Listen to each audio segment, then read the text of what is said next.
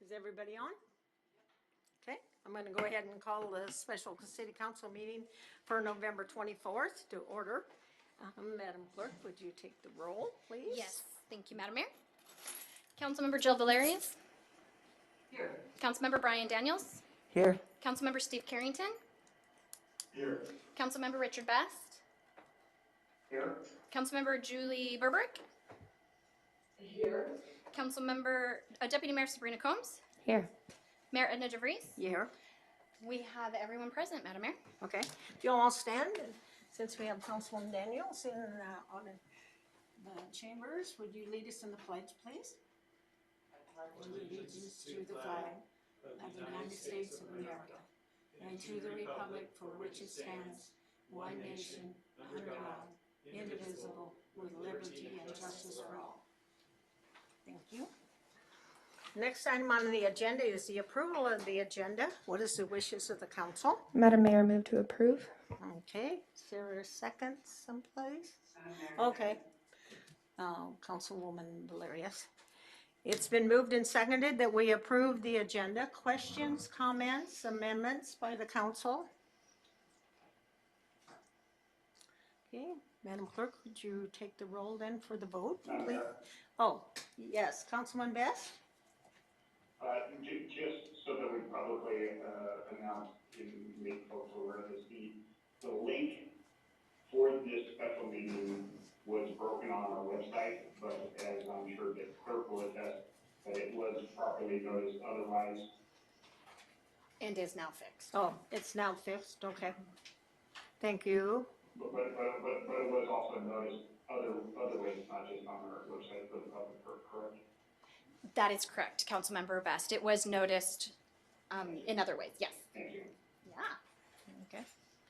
Any further comments on the approval of the agenda motion? Okay, Madam Clerk, if you take the roll, please. Yes, thank you, Madam Mayor. Councilmember Jill Valerius. Yes. Councilmember Brian Daniels. Yes. Councilmember Steve Carrington. Yes. Councilmember Richard Best. Yes. Councilmember Julie Berberick. Yes. Deputy Mayor Sabrina Combs. Yes. Mayor Edna DeVries. Yes. Motion passes. Okay, the next item on our agenda is audience participation. Anyone in the audience is welcome to address the council on any item. Let's see, do we have a sign-in? We have a sign-in sheet over there. You can do it after if you want. And 3 minutes if you're representing yourself, 5 minutes if you're representing a group, okay? Are you representing a group? If so, state. I don't know. You tell us whether you're representing a group or not. I don't know. And you need to press the button, sir, so the red light comes on. There you go. Now we can record you. Go ahead. My name is Mike Coons, and I live on Lazy Mountain, and I am the president of the Mat-Su chapter of AMAC Action, Association of Mature American Citizens. So I'm speaking as well. Okay. In listening to the proponents of this mask mandate, 3 issues are restated over and over again. First, value hospitals will be overrun. Mat-Su Regional is in good shape. As of today, 22.2% of the hospital beds are China virus. 16% Chinese virus patients in the hospital. The latest numbers, the days in the hospital are between 5 and 8. Why? Because we have far better therapeutics and treatment than we did when this China virus hit us.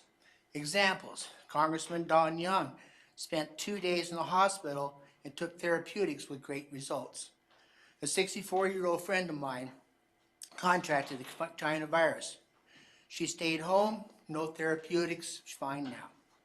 A 74-year-old gentleman on Wednesday testified that he had survived the China virus. A family spoke. The entire family had caught it as well. Well, thanks to Operation Warp Speed, we now have learned how to effectively fight this virus with an increasing survival rate.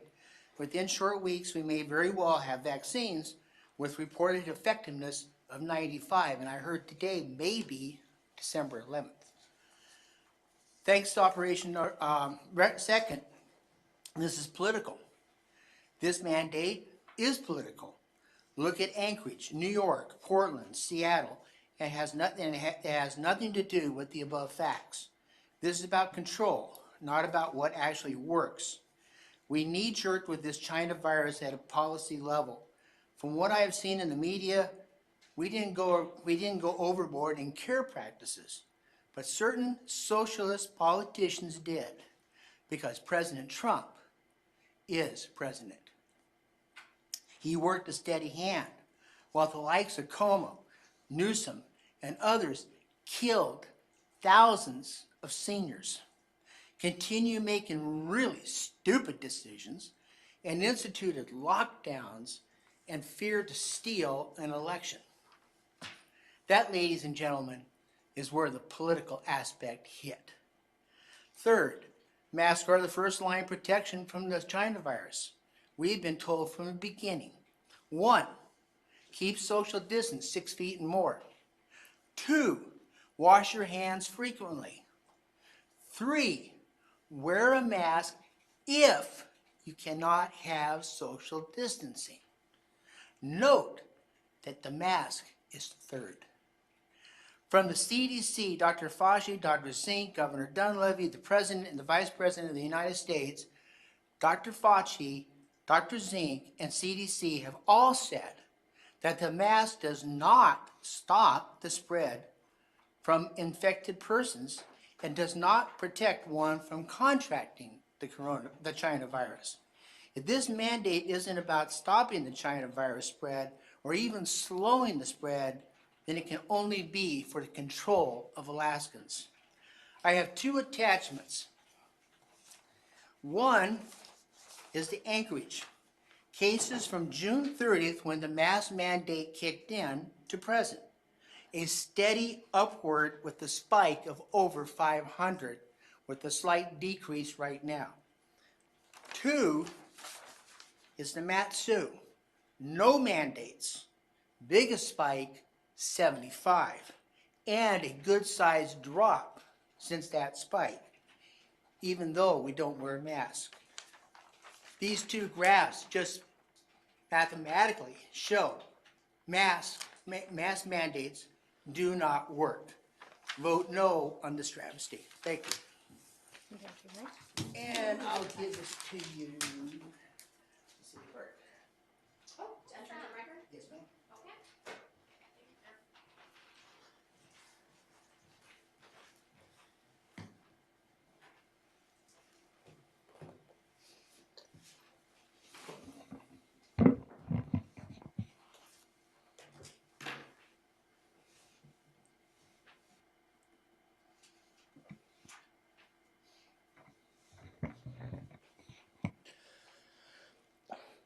My name is Eugene Carl Haberman.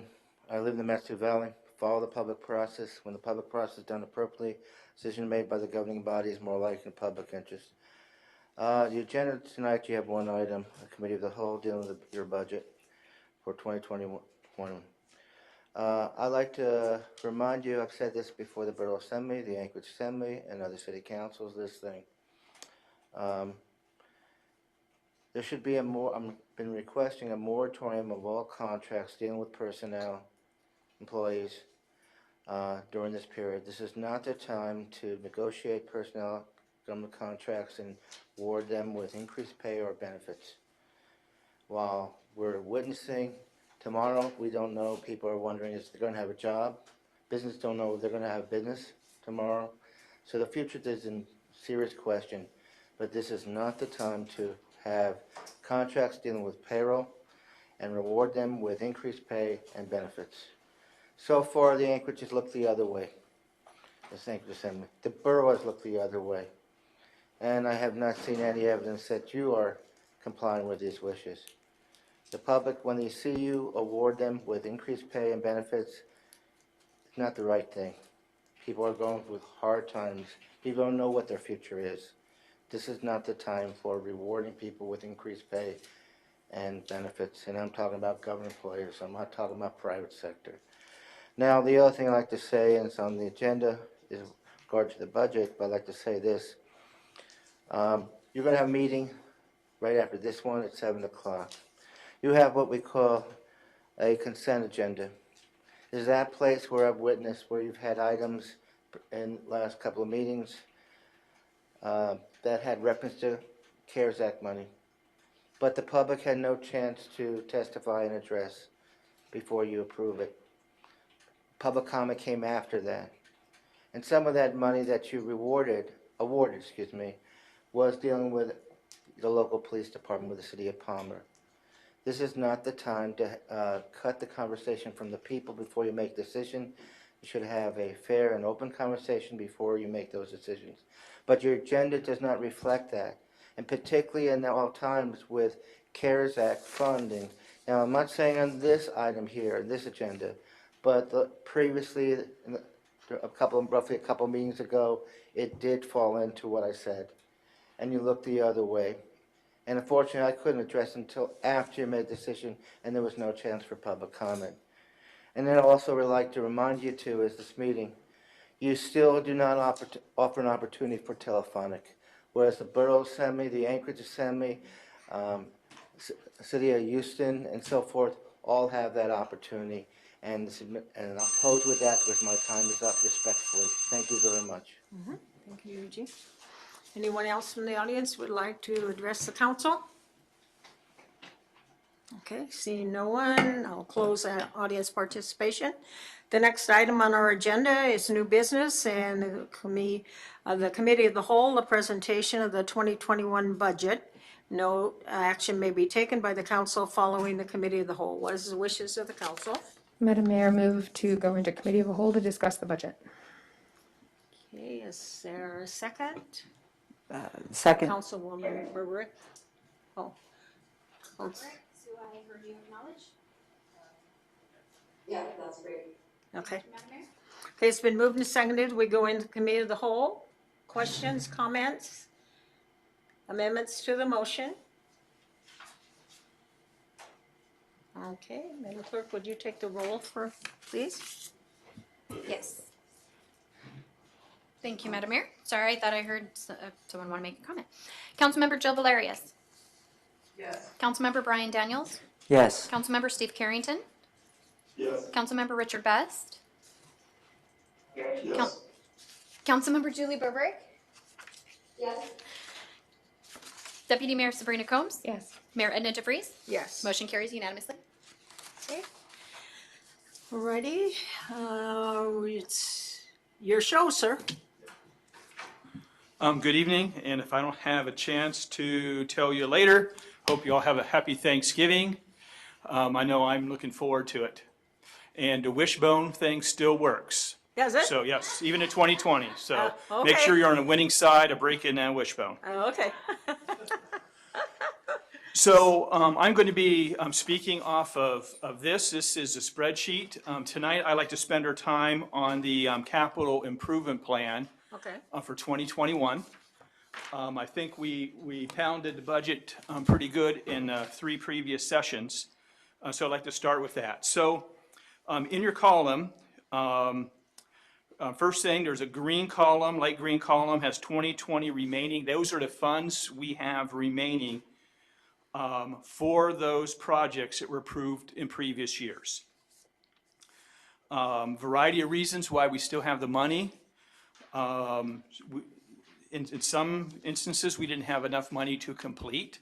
In other cases, we have been thrown off track a little bit because of this is an unusual year with the COVID and really kind of different responsibilities. But there is nothing at this point in time that I would ask the city council to remove if we could keep those funds in place. Okay.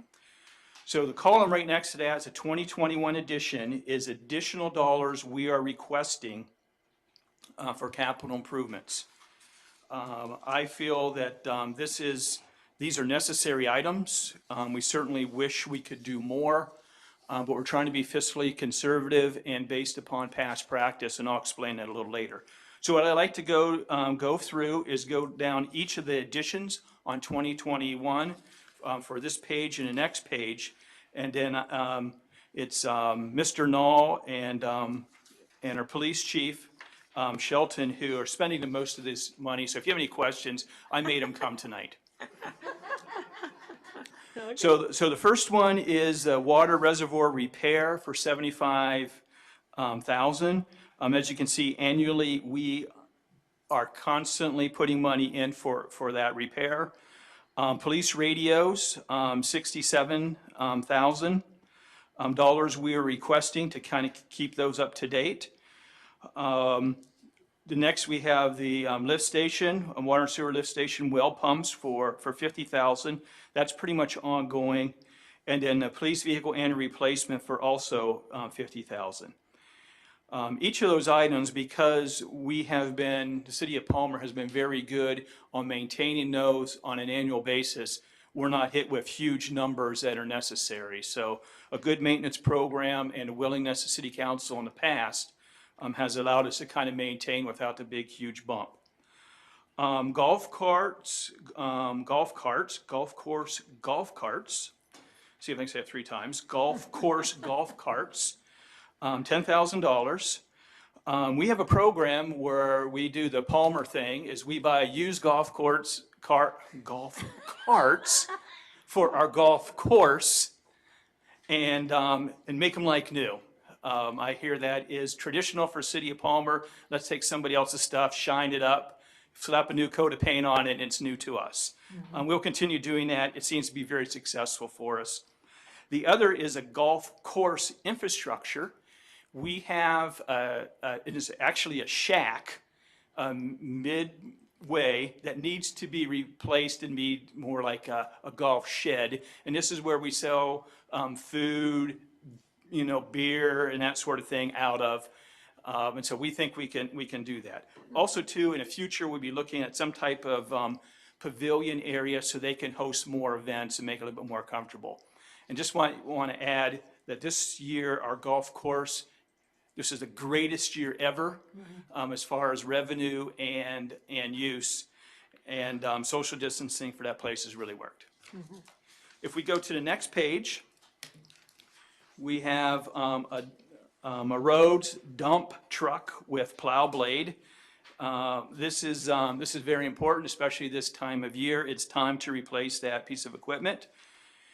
The next one is airport safety avigation easement phase 2. So I did not know what an avigation easement was until I met Frank Kelly, and now I know a whole lot about it.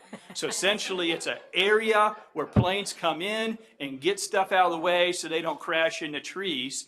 And it's making my former friends at the Matsu Borough a little bit irritated because it means removing trees at the Matanuska Park.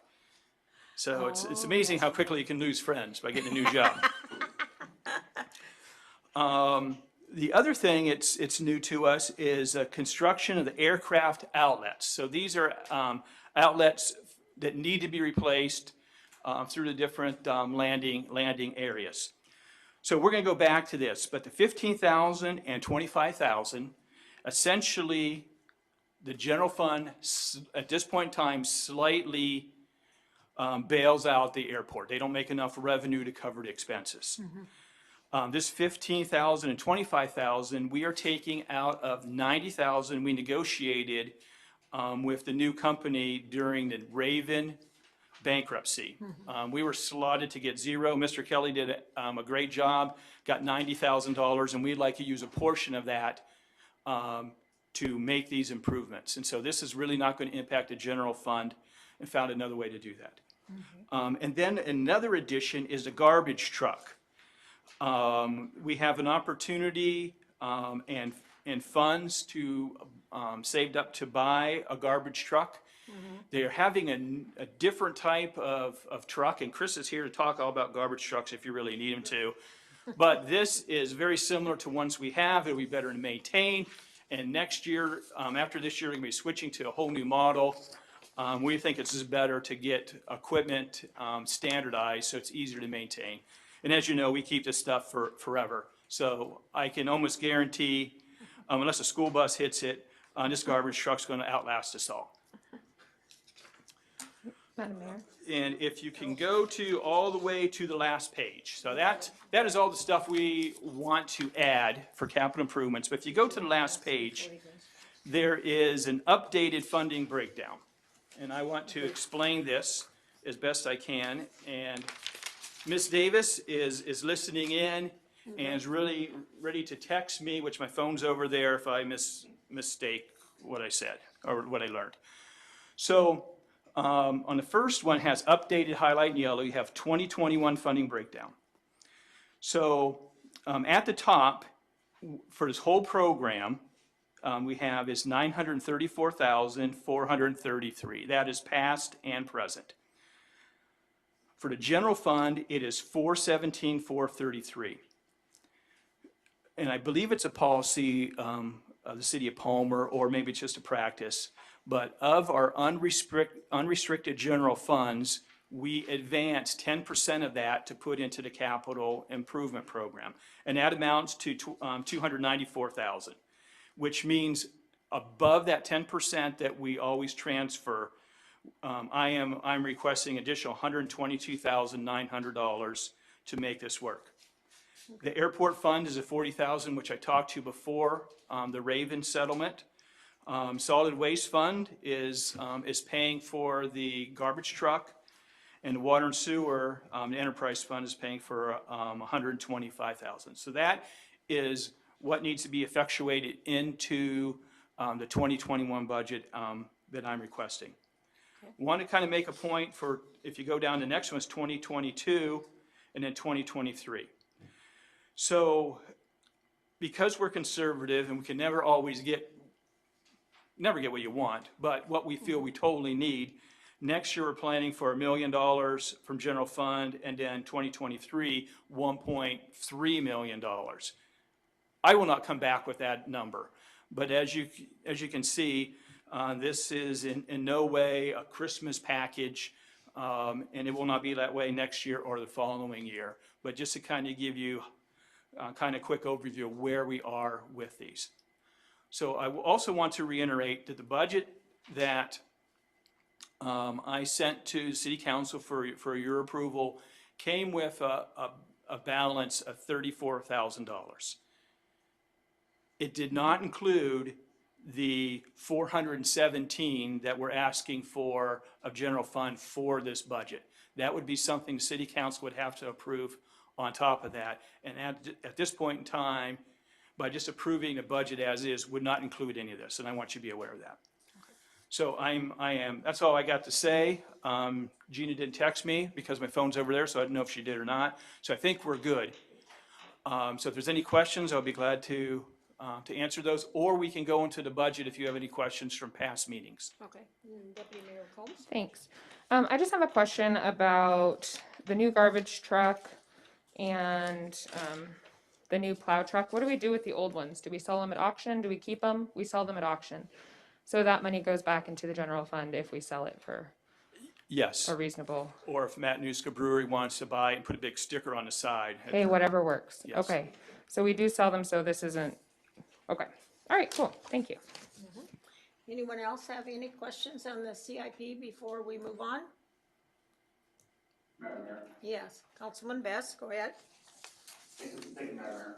On the first page, bottom, the annexation planning, there is no figures in the cost estimate, total, remaining, or additional. I think that's correct, and I think that's what Brad, when he gave us a presentation, said that in his budget. But Yeah, go ahead, so John. we have, at this point in time, we have enough funding to carry out this process based upon the allocation that you made in the 2020 budget. Yeah. So It's there is nothing needed in 106 capital for Yeah, this because year. 116 is carried over from 2020, right? No, Oh, that is the the traffic Oh, you planning don't have the dollars. figures in there, okay. Yeah. Oh, yeah. I believe that on was the wrong this, line. was this Excuse me. in the budget. It wasn't in capital, it was put in the budget. Yeah, and that's what Brad, I think, said when he went over his operating budget. Councilman Best, you have follow-up? It was just that if we're going to show it on there and it's a capital improvement project, we should still show the amount that are budgeted for it and what is turning over, so correct? It might be best just to scratch out that line and remove it Yeah, from this we because haven't it's counted- out in the general budget that was approved last year. Yeah, because I thank you. don't think we counted it as a capital improvement last year, so, thank you, that should be, yeah. Okay, anything further? And then, Madam Mayor, I have Yes. one more question. Sure, So it goes back to the garbage truck question. So the garbage truck that we currently have, that was purchased 8 years ago, maybe? 8 years ago. Yeah, so that is actually in schedule to be replaced by this new purchase? Is that what we're talking about? Yes, Or is this a secondary truck and then we're going to have a discussion later on about additional personnel? replace. We're getting, you can't see, but we're getting input from the audience staff, so, yeah, this will be replaced. And you may not have been at the council meeting when the Public Works Director presented that and the reasons for that. Would you like either he or John Moosey to restate those for you? No, I was just wanting clarification on this for this evening. We're good. Okay, good, okay. Any other council person have a question on anything regarding the CIP? Okay, sir, you want to jump to something else? Is there anything on the budget that we can discuss now that would, so we don't take time later in the meeting? I am prepared for any questions city council may have. Okay, so I think, right, we could, if any of the council people had additions or subtractions or questions or something, we could do that at this time, discuss them, right? Yes, definitely, you can do the discussions right now. Right. Once you come out of committee of the whole, we do have a motion pending on all 5 of the resolutions, so you could even make amendments tonight during this meeting, or you could save those for the 7 o'clock public hearing. Right. You have options, lots Okay. of options. All right, good. Alrighty. And you are talking about the amendments that are in 2 white sheets of paper? And these have been sent to the people online, et cetera? I was informed you were. Okay, so those that can see this, it says at the top, and if you can't, 2021 recommended amendments as of 11/24/2020. Does everybody have that? And then the first one is resolution 21-005. Primary amendment number 1 to amend the 2021 budget for solid waste fund to include the purchase of the new garbage truck. And then primary amendment number 2, and then the second page has resolution 21-004, 002, and 003 on it. Madam Mayor, I believe it was sent out today at 2:30 by Gina, just in case people are looking in their email. Oh, okay. Okay, Thank you. so has everybody been able to find it, or do we need to have it resent? Councilman Carrington, okay, Councilman Best? I got it this afternoon. Okay, good. Councilman Daniels, you have it? Okay, good, all right. Alrighty. So, the clerks, should we go ahead and discuss, why don't we discuss these, and then we won't, make a motion to accept them, because first of all, we're in committee of the whole, and second, we do have public hearing on the budget tonight, but wanted to do, that might be a good opportunity, would save us some time later in our regular meeting, so. Because we can go for another 15, 20 minutes, so. Does anybody have any questions on the recommended amendments, clarification, or does everybody understand what, everything is being presented there to us? Madam Mayor? Yes, Deputy Mayor Combs? That's my reflection of my light. Look at that. It looks like her mic. I'm like, no, her mic's on. I know. See it? I'm sorry. Who was it that was trying to? Madam Mayor, that was the Councilwoman Berber. Oh, Councilwoman Burrick, thank you. I don't know if you can see, oh, you can't, whatever. But the reflection in the plastic shows that Sabrina's mic is on, but it's a reflection from mine, and that's why I recognized her, so. So anyway, go ahead, Councilwoman Burbrick. Thank you. Hey, so just a quick clarification, or just to refresh my memory on the garbage truck, that is so that there's a continuity with the garbage truck that we currently have, correct? So that everything works together? Correct. Yes. Okay, thank you. So anything else on any of these resolutions? Okay, so I guess then we'll just put those off to the side until later tonight after the public hearing is over with. Is there anything on any other part of the budget that anybody would like to discuss? Any clarifications, any additions, any subtractions?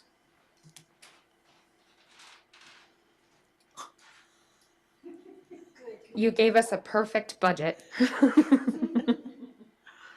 I just follow what Mr. Wallace did. Well, if I don't, Councilman, okay, Councilman Best, I saw the yellow box around you. Were you trying to get in? Nope, I guess not. Alrighty, so, okay, thank you. So are we ready then to come out of the committee of the whole and go ahead and adjourn this section of the meeting? Madam Mayor, may I ask a question?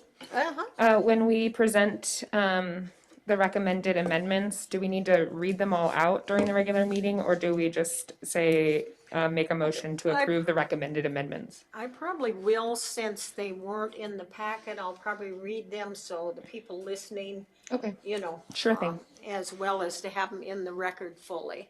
and I'm happy to do that if I make a motion or whatever. And- Thank you. Yeah, and the clerk says we will take them one at a time, so. Okay, so we do that. Okay, alrighty, so we are out of the committee of the whole. Madam Clerk, the record of items placed on the table. We have the updated CIP spreadsheet and the suggested amendments list. Okay, is there any councilman comments before we adjourn this meeting? Huh? Okay, alrighty, so we will adjourn and we will see you in 28 minutes. Thank you.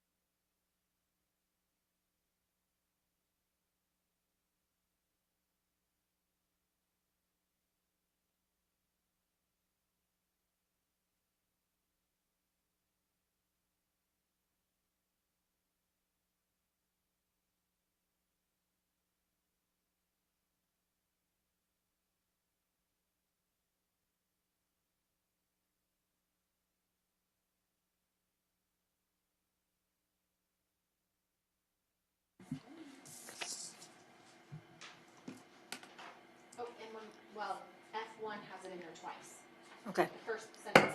I'm going to go ahead and call the regular meeting of the city council to order for November 24th. Madam Clerk, would you take the roll, please? Yes, thank you, Madam Mayor. Councilmember Jill Valerius. Yes. Councilmember Brian Daniels. Here. Councilmember Steve Carrington. Here. Councilmember Richard Best. Here. Councilmember Julie Berberich. Here. Deputy Mayor Sabrina Combs. Here. Mayor Edna DeVries. Here. All members present, Madam Mayor. Okay, if everyone stand, please, for the pledge. Deputy Mayor Combs, would you lead us in the pledge, please? Sure. I pledge allegiance to the flag of the United States of America and to the republic for which it stands, one nation, under God, indivisible, with liberty and justice for all. The next item on the agenda is the approval of the agenda as well as the approval of the consent agenda. What is the wishes of the council? Madam Mayor, move to approve. Is there a second? Councilwoman Berberich. Any questions, comments, amendments to the motion? Uh-huh. Yes, I was going to make a motion to move. Oh, sorry. To move action memorandum number 20 dash. Councilmember Carrington. Somebody got on my mic. Okay, all righty, Okay. go ahead, sir. A motion to move action memorandum number 20-082, action memorandum number 20-083, and action memorandum number 20-084 into new business. Okay, is there a second to the motion? Second. Okay, so it's been moved and seconded that we move item D1, C, D, and E into under new business. Discussion, amendments to that amendment?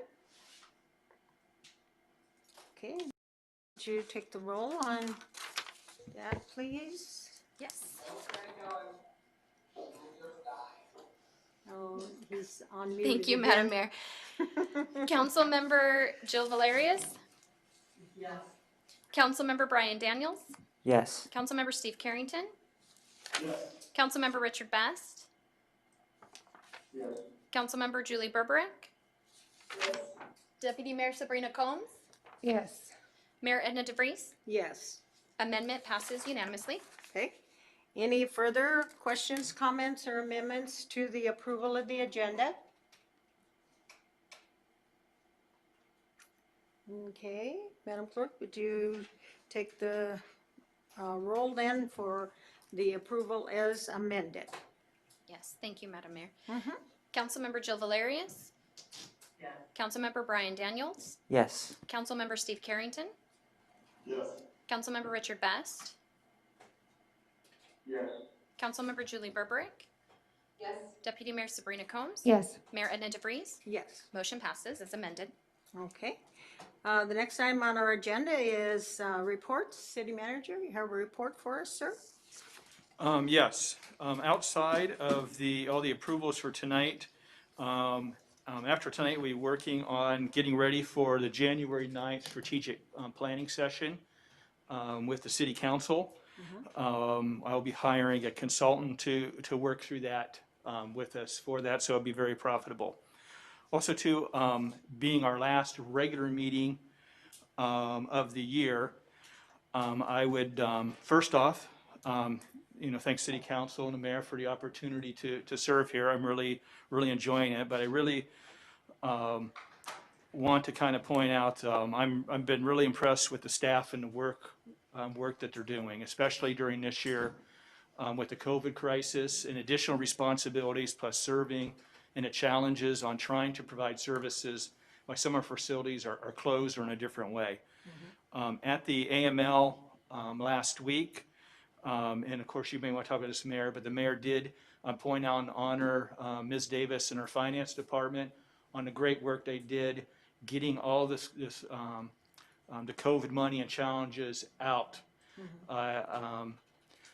Certainly you'd always like to do more, but I think the work that the city council has approved, that was really the backbone of finance department on the small business grants, the nonprofit grants, the meals program, the daycares, you help people with their utilities and their mortgages and rental, has really been a nice shot in the arm and is helping us to weather the storm. So, and that's really, number one, thank you, City Council, for doing that and doing it in a way where we had some flexibility, but I think we concentrated on doing speed, and it was really, the Finance Department did a great job pulling that off. That's all I have for this evening. Okay, thank you. Anyone have any questions of the city manager's report?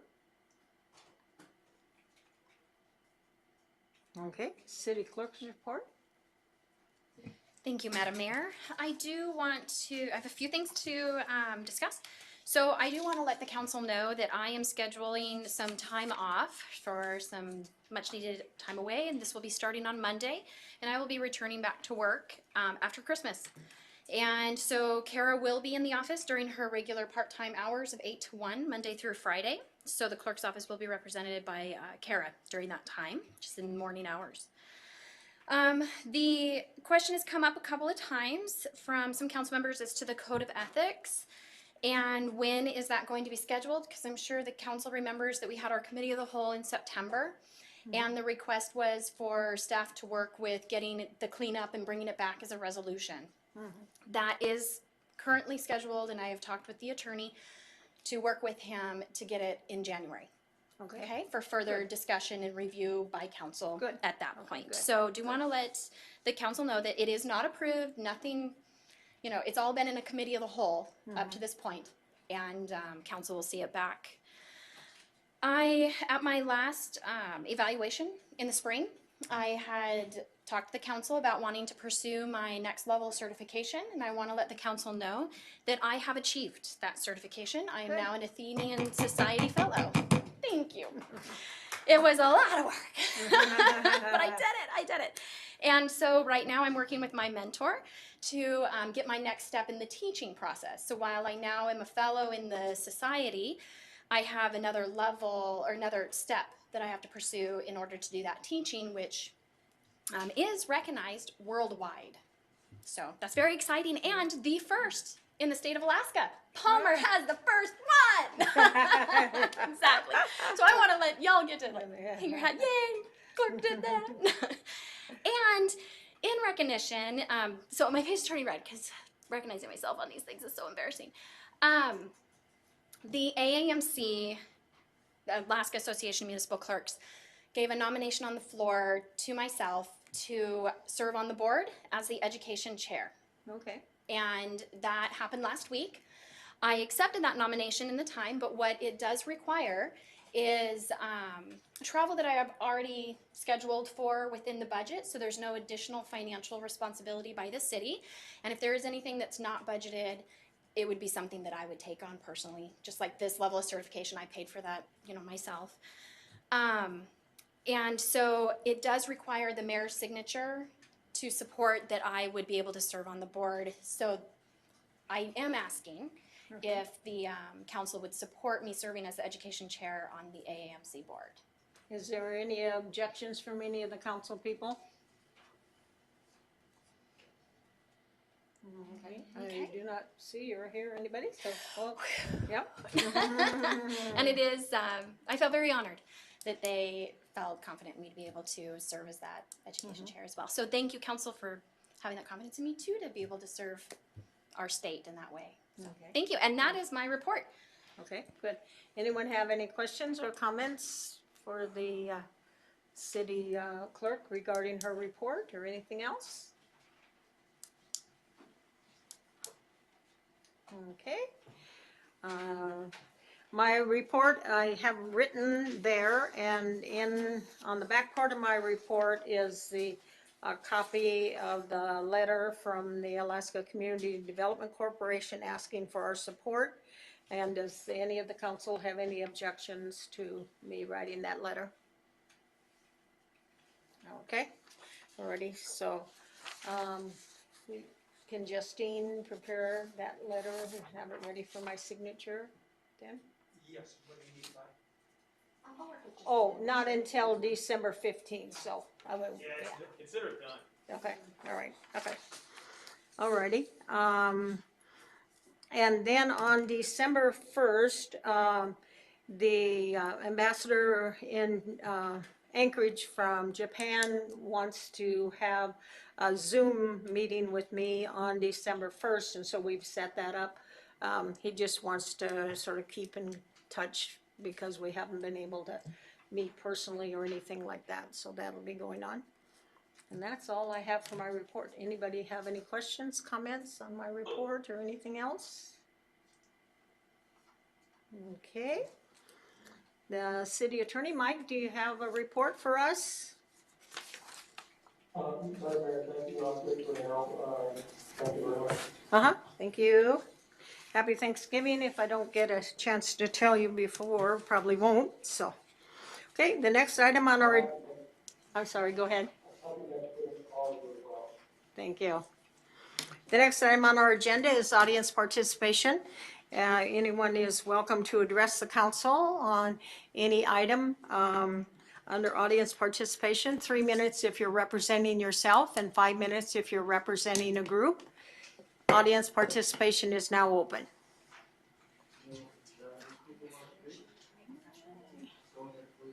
And there's a sign-in sheet over there. I don't know if ever, you can sign it after you testify, that's fine. Or you can sign it first, whatever. And if you maybe just even want to bring it over for everyone else to sign it too, that'd be great. But go, come ahead and testify and then you can sign it.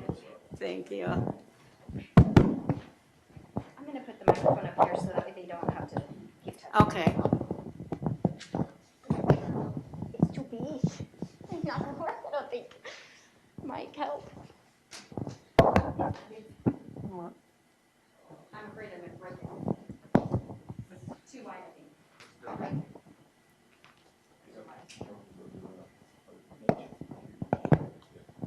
Okay, we'll just stick with this one then. Okay. You go ahead and state your name and then address this. Can you give the clerk just a minute to get back? Thank you.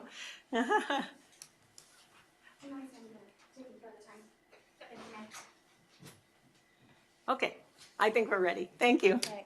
My name is Blanca Ellis. I have been an Alaskan member for 24 years and 7 years here in Palmer. I want to share how disheartening to hear how the propaganda that's going around today regarding the COVID, meaning the information that is intended to persuade an audience to accept a particular idea or cause by using biased material by stirring up emotions. This method was one of the most effective tools that Nazis used to enforce the power and grow Aryan nation community in the mid-1930s. And for me, it's heartbreaking that I have to stand before specific assembly members who feel the need to exert their ideas and agenda on Alaskan communities. Our Alaskan Patriot group here has concluded we are at a point where being proactive and standing to defend for our liberties is imperative. Earlier today, I watched a video where Governor Dunleavy called out on a newspaper for not properly informing our community. And I have to say, folks need to be more careful about what they hear. Take the time to study and research for yourself. My husband works for the United States Army as a trace analysis regarding COVID. The CDC from their website shows a 99.976% of survival. Our numbers are going up because the first PCR test that is taken, they take the first positive test and they don't follow through with a due diligence of retesting. So they take the first number that they get, and it's usually a false positive. You wouldn't know by looking at me, but I'm one of those people you would consider a vulnerable adult. In 2015, I was diagnosed with an autoimmune disease which destroyed my kidneys. I'm currently today at stage 5 kidney disease. At the time when we allegedly were in a threatening place with COVID, September of this year, my doctors informed me that I'm in remission with the autoimmune disease. However, for the kidney part of it, I'm not. I'm constantly struggling. However, my family has taken specific measures to isolate whenever they feel sick or when they're not feeling that they're in a place that will protect my immune system. However, through my doctors, my two amazing doctors, and both my doctors in Mexico, we have learned how to take proactive actions and adequately provide the security that I need to build self-immunity and sustain the immunity that I need with any viruses or diseases that we may come in contact with. So what I wanted to finish up with is I don't feel that we need anyone to impose our family to do what is right or in the interest of my health or anyone else's, nor do we need the government and other persons to start. Go ahead and finish. And then I just have here the different ordinances and articles about the UNESCO and the violations of the masking and not having our informed consent and imposing those ideals on us. Then we also have a petition that our group has already signed that if indeed this masking does go in effect, that we will be ready to submit very specific members from this assembly on that petition. Okay. Would you like the council to see that? And if you do, then give it to the clerk and. Madam Mayor, that is part of a recall petition. It needs to be inserted. Oh, recall, I'm sorry. Yes. Okay, That is, okay, I recognize that form, okay, and so it will have to be submitted as a whole instrument okay, together. okay. So, But would you be willing, the testimony you read into the record, would you be willing to have that entered into the record in hard copy form? I can take that. Absolutely. Okay. I'll take that part of it. This, like I said, that is the petition. I can't take that unless you want to submit all of it, but you said you were waiting, right? Okay, perfect. Thank you. oh, will you flip the camera for the audience? Yeah. Thank you. Ma'am. You do it on the machine. Haven't done this yet? So in here, right here, where it says video, you come up and you can change it right there to the audience. Okay. Yeah. Okay. Is there anyone else in the audience that would like to address the council? Yeah, come. And is that mic on? It is on now. Okay.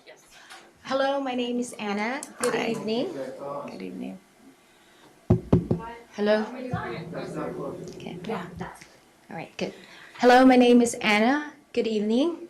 I am pleased to have the opportunity to speak with regards to the mask mandates, and also I want to thank you all for listening. As I was collecting my thoughts this morning, I was thinking of what to focus on.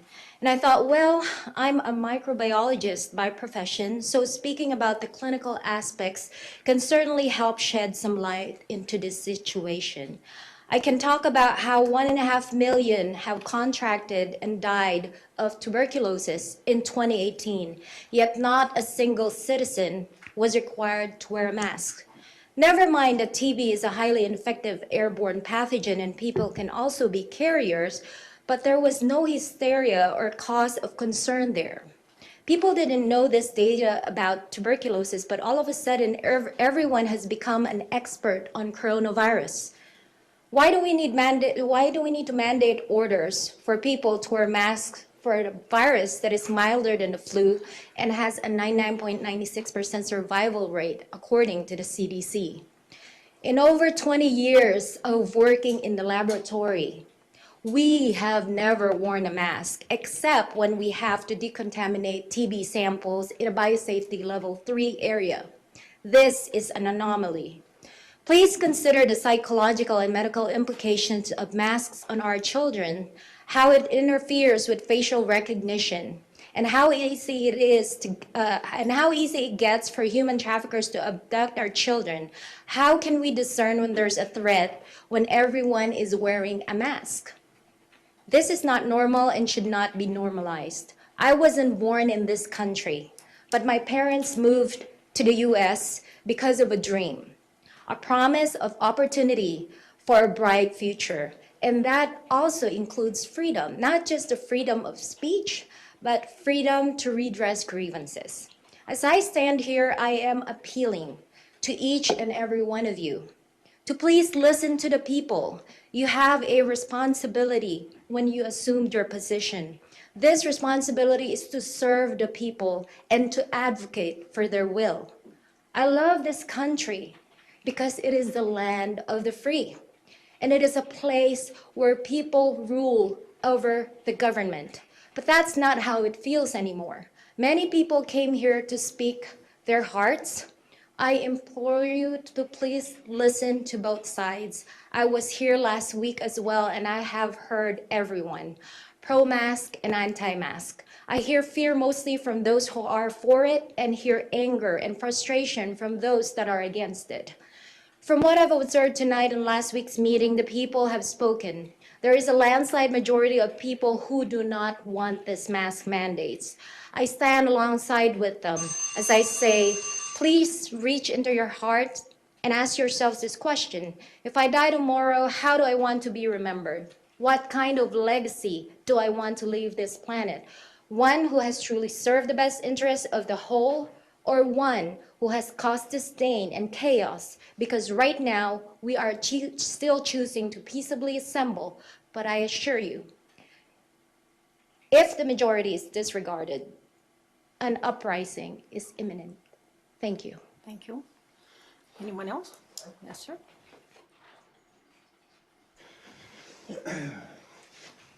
Jeff Coiler, Wasilla, been in Alaska since '76.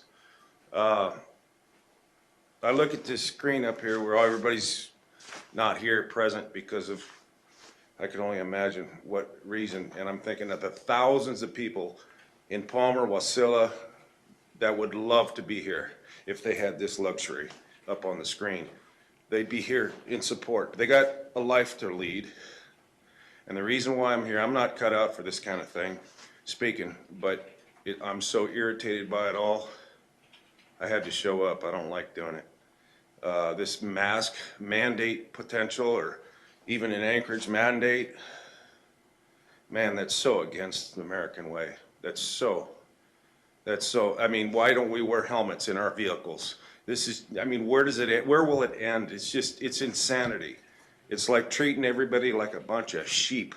It's out of control. Everybody from the get-go panicked, and they haven't stopped.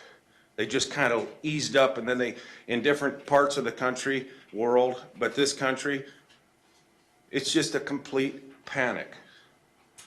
And to be mandatory to wear a stupid mask is absurd.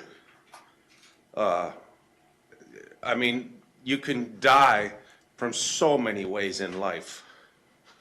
And you put on a silly mask to think that it's gonna make your life live longer. I mean, where would it end if we took all the precautions about everything and all the dangers in life?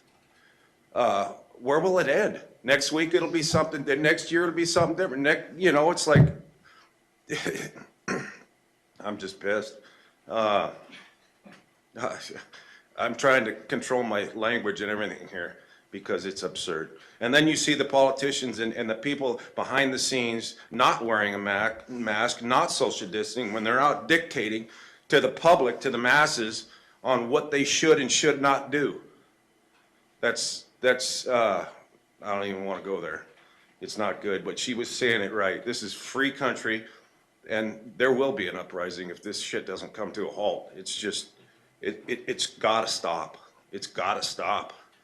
And don't bring it to this town. I can go on and on. I don't know what else to say that I haven't said, but if there's anybody else that wants extra time, I'm more than willing. But anyways, don't do it. Don't do it. You guys got the power to dictate certain things, and the only way to get, if you do it, the only way to get you out is by voting you out. We'll damn sure do that. But anyways, that's all I got. Anyone else would like to address the council?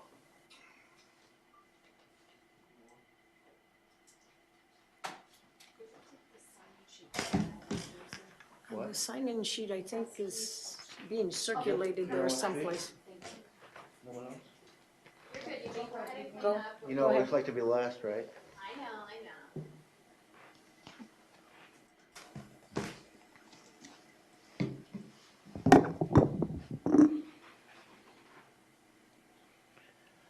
My name is Eugene Carl Haberman. I live in the Matsu Valley. Follow the public process. When the public process is done appropriately, the decision made by the governing body is more like the public interest. First of all, in regard to COVID, I stressed way back many months ago to the Borough Assembly that with COVID, you need even more of a conversation with the people before you make a decision, not less. And for the City Council, you do not offer an opportunity for telephonic, whereas the Borough Assembly, the Anchorage Assembly, and the City of Houston offers that opportunity. You also have not moved your City Council meetings out of this room, so there'll be compliance with that sign that says social distancing so many feet, and you're not complying with that. Your own signs are up there. But I'd like to also stress this point too. I hear the word and concerns about freedom, but with freedom comes responsibility. And those who are tying this mask thing and opposing this mask thing, they're confusing freedom with responsibility. That's what is going on. We got a health issue that's only getting worse. We do not know when it's going to end. Even with vaccines and when they come about, we don't even know if they're really going to work.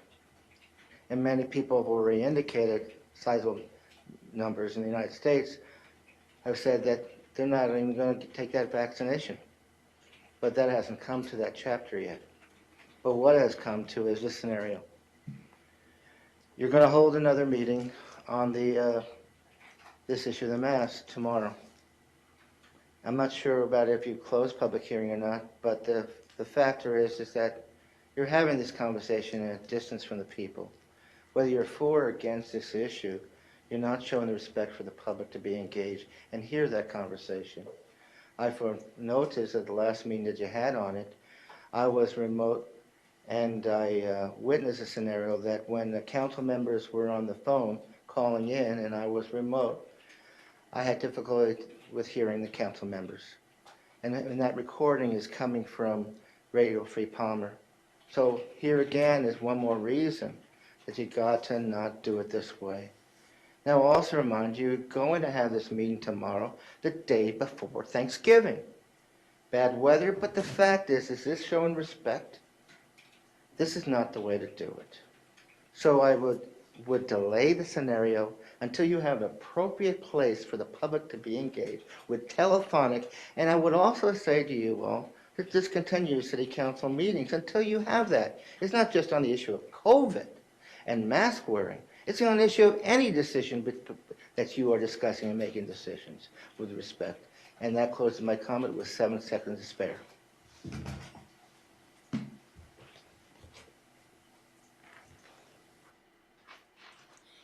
Anyone else would like to address the council?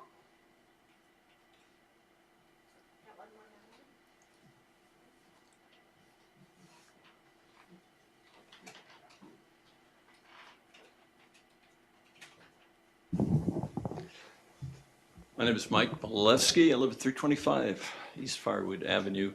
I want to apologize to Eugene for taking his position as being presumably last here to speak.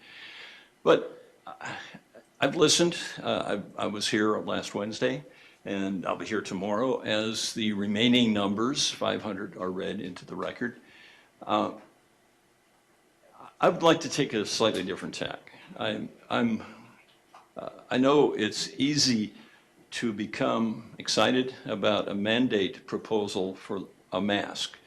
There are places around the state, Seward is the most recent, to take action with a mask mandate, unanimous by their city council. Other places have said no. But I'd like to start at the top. I'd like to start with our governor, Governor Mike Donlevy. And the people he has brought forth and over again have expressed opinions about one thing, I think, which is a foundational thing, which is answering the question, is the coronavirus a dangerous thing here in the state of Alaska? Over and over again, if you've watched his press conferences, he says that. Well, what does he say about masks? He encourages people to to do that, to wear a mask, among other things. You've listened to Dr. Zink. These are people who have been chosen to be the best advisors that the governor can find to do that. Now, you can disagree and say the governor should be recalled, or he's wrong, or whatever. But at this point, my sense is that that one point has been established by the state of Alaska, the sense that the coronavirus is a real thing, it's dangerous, and I guess I'm asking the council, before moving on to what a variety of ways in which the city of Palmer can assist in this, to decide whether you think, is the coronavirus dangerous or not? Because if it is, then I would invite you to consider a way to make that statement as a public statement in support of the governor, if you wish, or however you want to state that. What I have heard last week, and I expect to hear in the rest of the commentary about this, is a variety of things involving freedom, but also the question of whether the coronavirus is really an issue or not.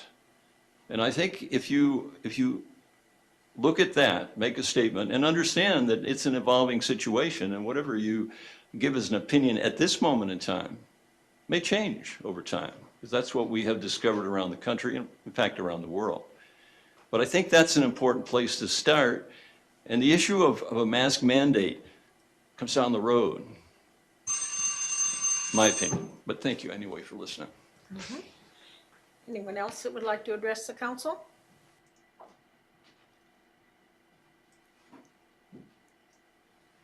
Mm-hmm.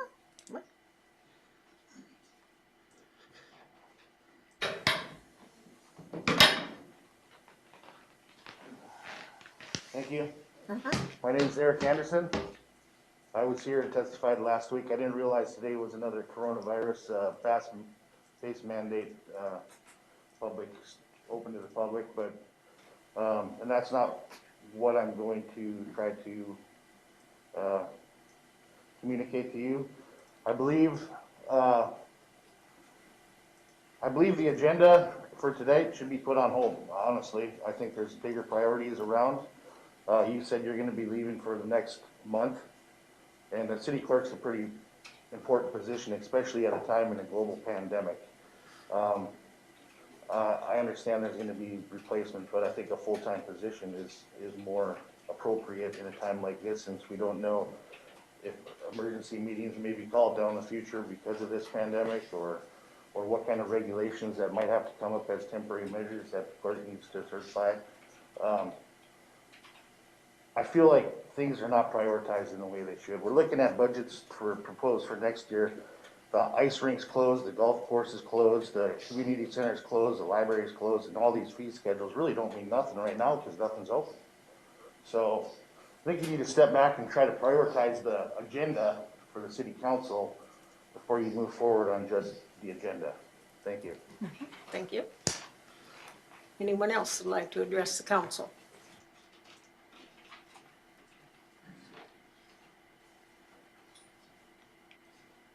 Okay, see no one else come forward, I will close audience participation. The next item we have is public hearing on ordinance 20-015, amending Palmer Municipal Code Section 2.04.160 regarding the council community grants. Does the council like to have a staff report before we go on? I don't see anybody wanting. And Councilman Best? Did you want a staff report? Yes, please. Okay. Ready?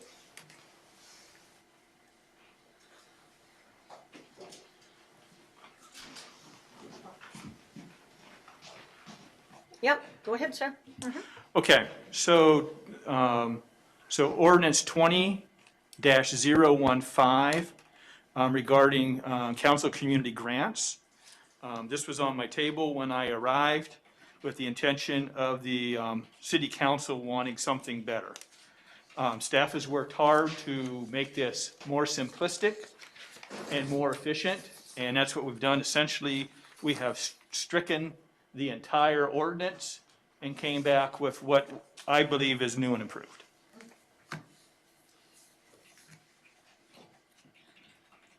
Okay. Follow up, Councilman Best, or ready for the public hearing? Okay, so I'm gonna go ahead and open up the public hearing for ordinance 20-015. And at the public hearing, anyone is welcome to testify, but your testimony should deal with this ordinance at this time. 3 minutes if you're representing yourself, and 5 minutes if you're representing a group. So the public hearing is now open on ordinance 20-015.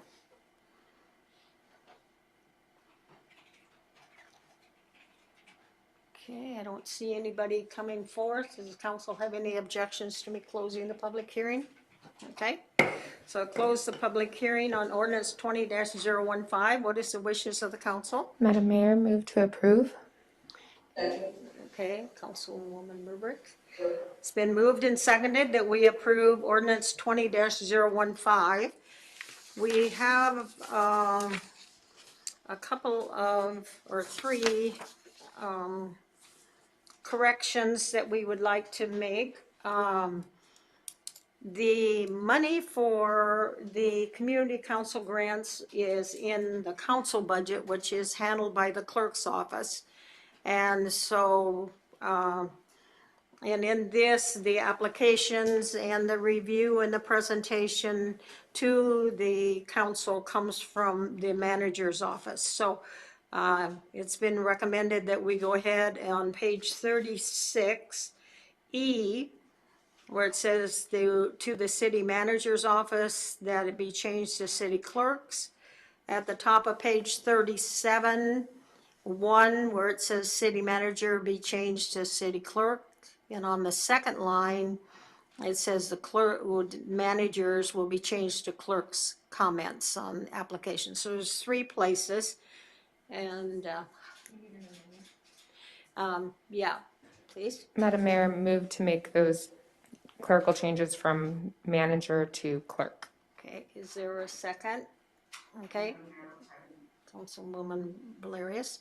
Okay, discussion on the amendment. Madam Mayor. Yes, Councilman Best, go ahead.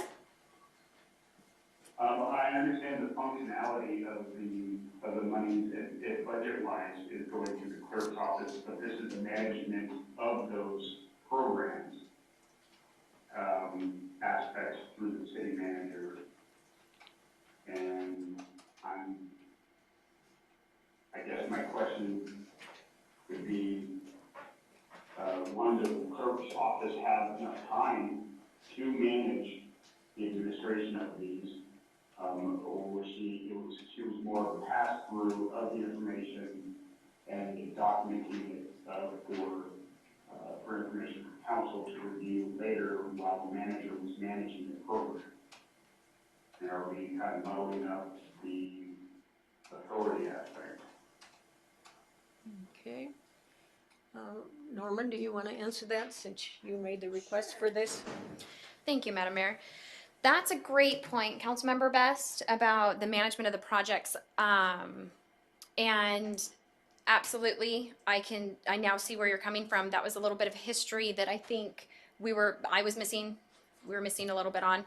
I guess with the management of the project, I'm unclear as to how much really there is management of that. So after the council approves the grant, the clerk's office takes over and pays does the check payment. We follow up with the applicant, letting them know about their requirement for the reporting back, follow up with if there's any financials that need to happen.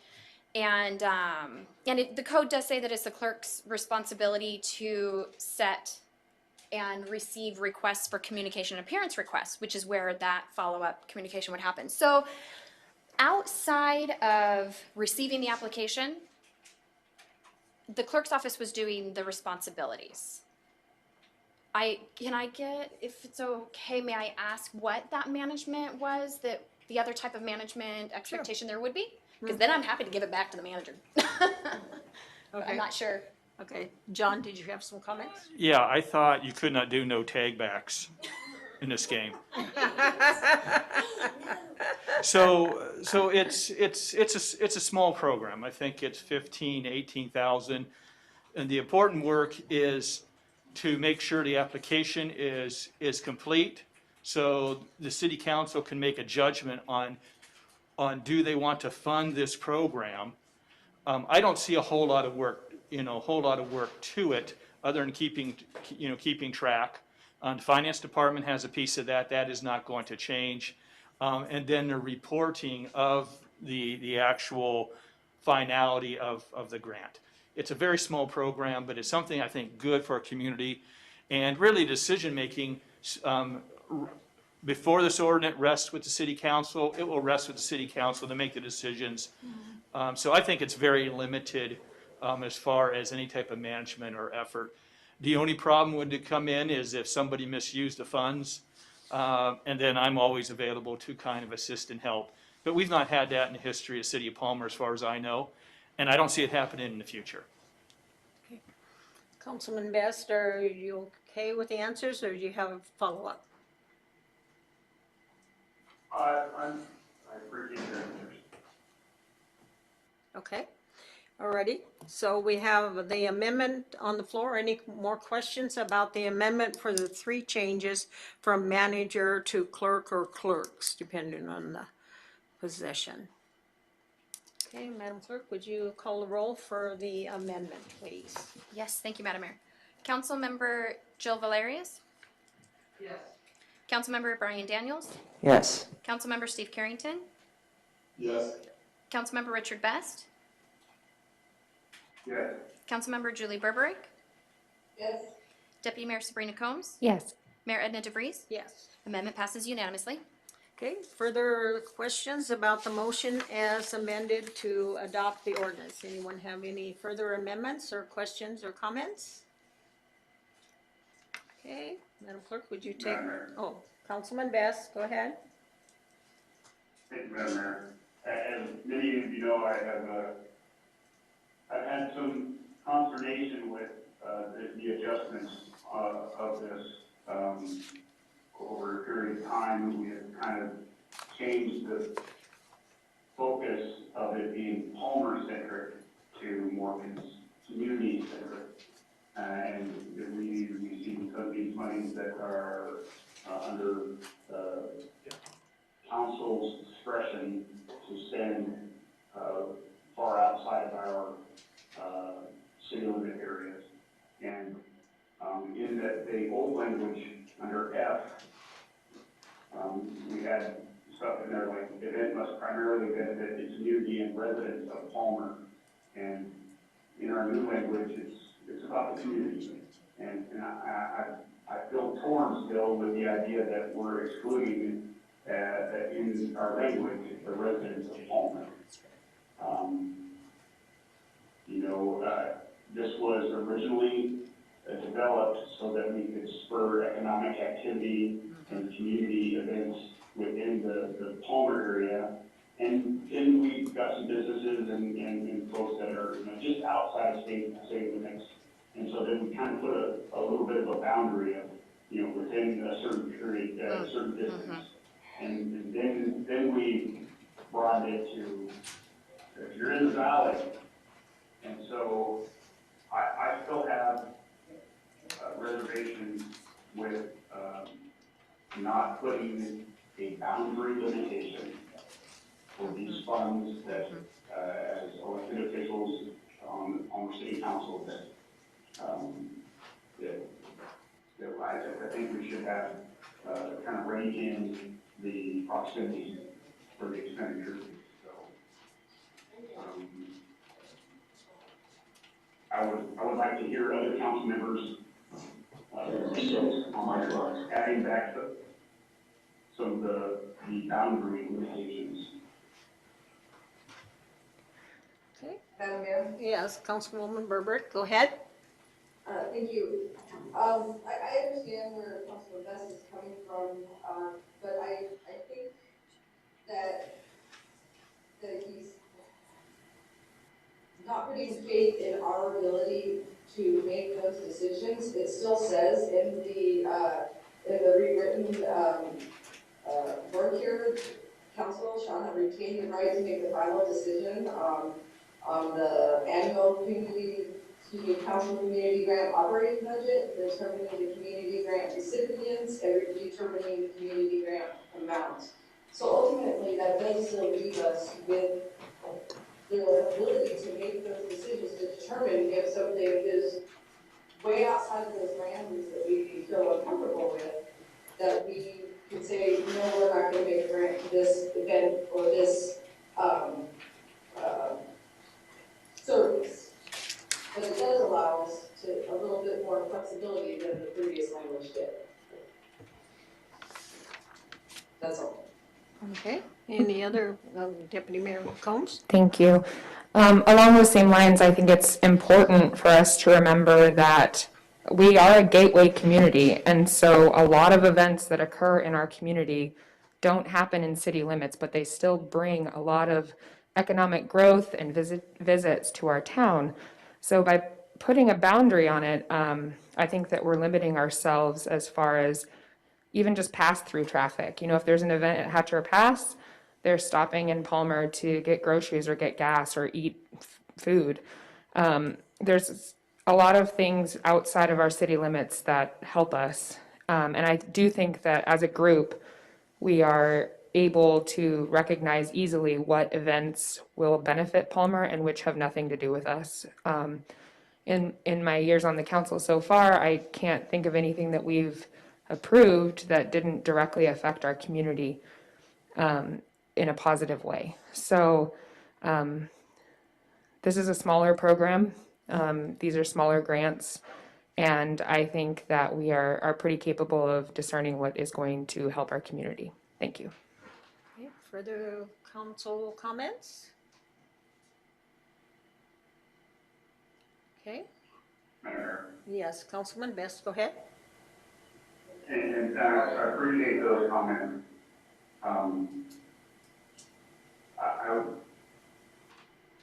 I think council always retains the right, whether this language is in there or not. Council always has the discretion and final decision on any expenditure, so they can always put any kind of controls on anything. So I think that language in A is kind of redundant because of the force of the position that we have already, and then it comes before council for us to approve.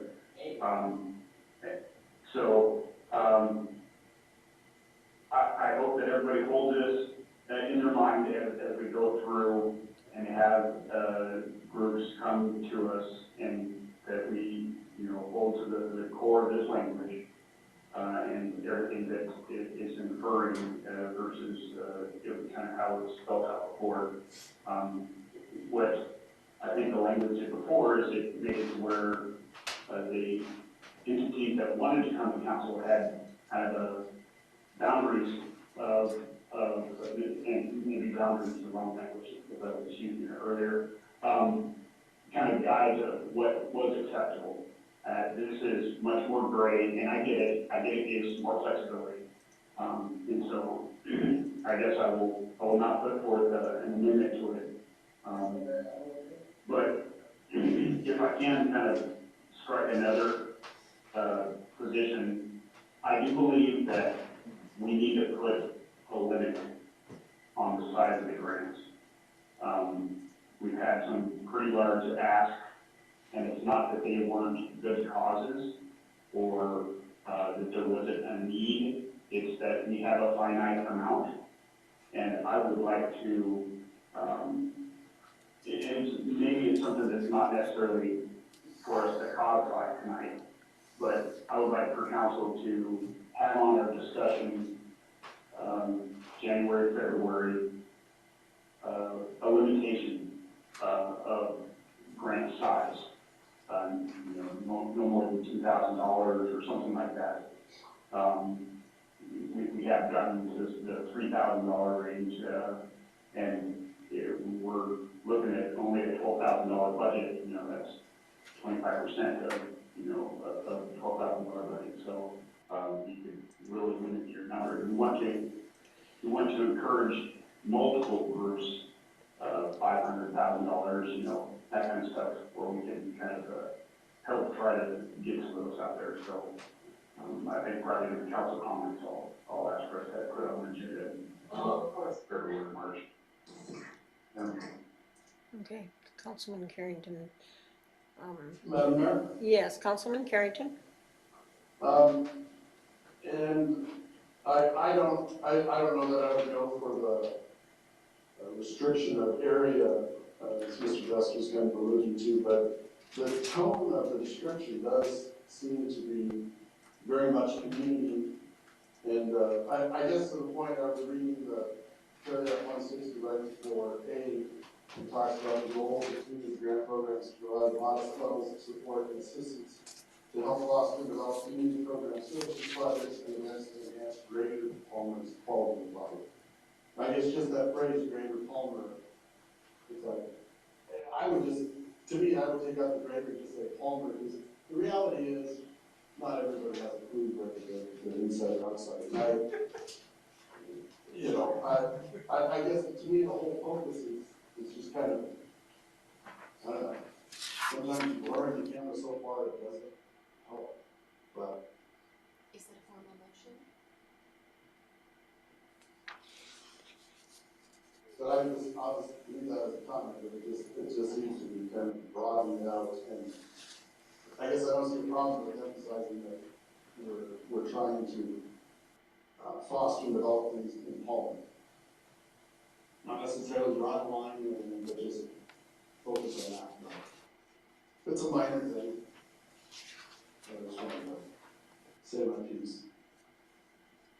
And keep my son from talking in the same room there too. Councilwoman Valerius? Thank you, Madam Mayor.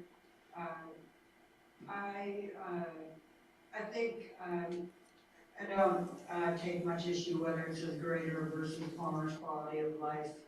I think that we're capable, and we've actually shown in the time that I've been on the council that we're looking at the benefit really to the city of Palmer. So, which is what I think in our area, of course.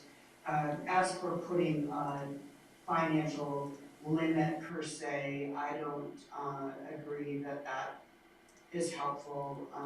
We've had times when maybe even the senior center has needed more money, and I think we need to be able to have kind of that flexibility. I don't know what that magic number we would put on there, but I think that we have been able to have discussion about this, and I think when we we have a finite amount of money, I don't think it's likely as a council we're going to elect to give the lion's share to a new work and continue project. So that's all I have to say. Thank you.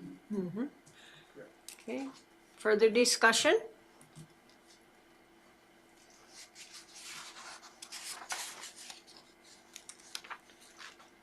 Okay. So, Madam Clerk, would you take the roll then on the motion to approve as amended? Yes, thank you, Madam Mayor. I'm going to start with those who made the motion. Deputy Mayor Sabrina Combs? Yes.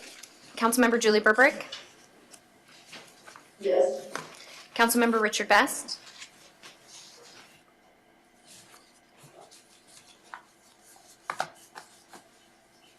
Councilman Best? You're muted, sir. Madam Mayor? Yes? Yeah, sorry, I was moving and somehow I got kicked out of the meeting for the video kicked me out again. I had moved to strike, greater. Oh, okay. Well, let's back up then. Yeah, Okay, then we we did would be out not of order. hear that on this end. Yep. So give us the page number and, so start over then, please, sir. Yes, ma'am. Thank you, Madam Mayor. 204160. Okay. Second to the last line in that paragraph where it says enhance greater Palmer's quality of life, I move to strike it greater. And what page, sir? 35. Oh, the page is turned over, no wonder. Okay, all right, sorry. Second. Okay, Perfect. discussion on the motion. Madam Mayor. Yes, Deputy Mayor Holmes? Thank you. I think we just need to always remember that it's not just City of Palmer residents that pay taxes in our city. The greater Palmer area depends on our city greatly for all of the services. And while they are not voting members of our council, the greater community benefits us greatly. And so I don't think it's a huge misstep to put greater in there. Again, we have the ability to discuss anything brought before us and determine if it's going to help the city. And we have a good history of doing that. So I think that removing that is unnecessary.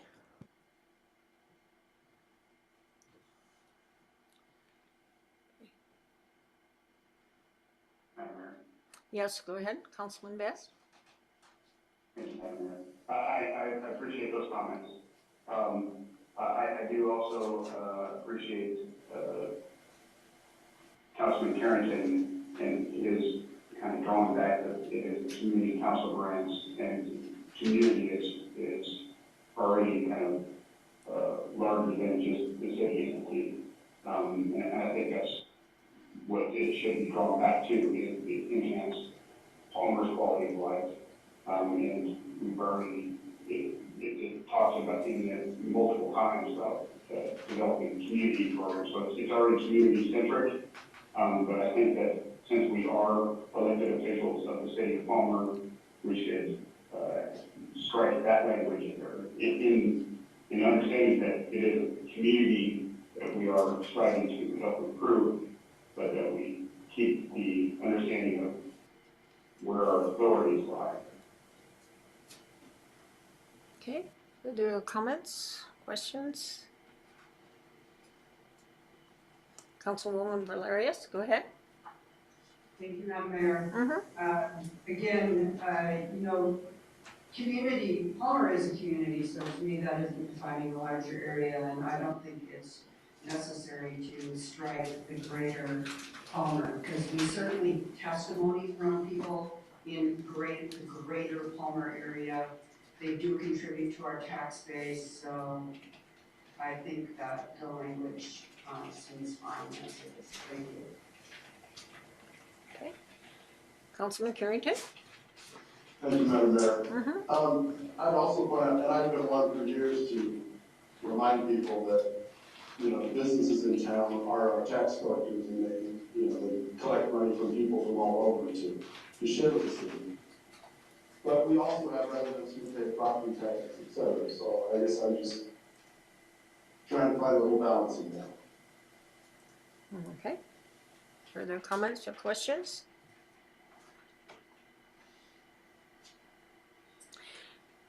Yeah, well, I guess for me, the word greater there is really sort of awkward. To enhance greater Palmer's quality of life. So to me, it's like an adjective that doesn't really add anything to it, I don't think. So, and we do, to me, anything that happens inside the city of Palmer or that we agree with happens and affects the whole community. So, to me, it's awkward to have it in there, Greater Palmer. Yeah. Further discussion? Okay, so Madam Clerk, the amendment is to remove the word greater on page 35. Okay. Councilmember Jill Valerius? Yes. Councilmember Brian Daniels? Yes. Councilmember Steve Carrington? Yes. Councilmember Richard Best? Yes. Councilmember Julie Berberick? Yes. Deputy Mayor Sabrina Combs? No. Mayor Edna DeVries? Yes. Amendment passes. Okay. Any further amendments? So we have two amendments both which have passed, and we're ready to go to the vote on the main motion. Anybody have anything further discussion or? Okay, already, Madam Clerk, if you would call the roll then on the ordinance as amended, ordinance number 20-015. Thank you, Madam Mayor. I will start with the same that I did last time. Okay. Deputy Mayor Sabrina Combs, Yes. Councilmember Julie Berberick, Yes. Councilmember Richard Bast, Yes. Councilmember Steve Carrington, Yes. Councilmember Brian Daniels, Yes. Councilmember Jill Valerius, Yes. Mayor Edna DeVries. Yes. Motion passes unanimously. Okay. The next item on our agenda is Resolution 21-001, adopting the 2021 City of Palmer Employee Pay Plan. This is our third public hearing, and we do have a pending motion. So I will open the public hearing on Resolution 21-001. Anyone that would like to address the council on that subject?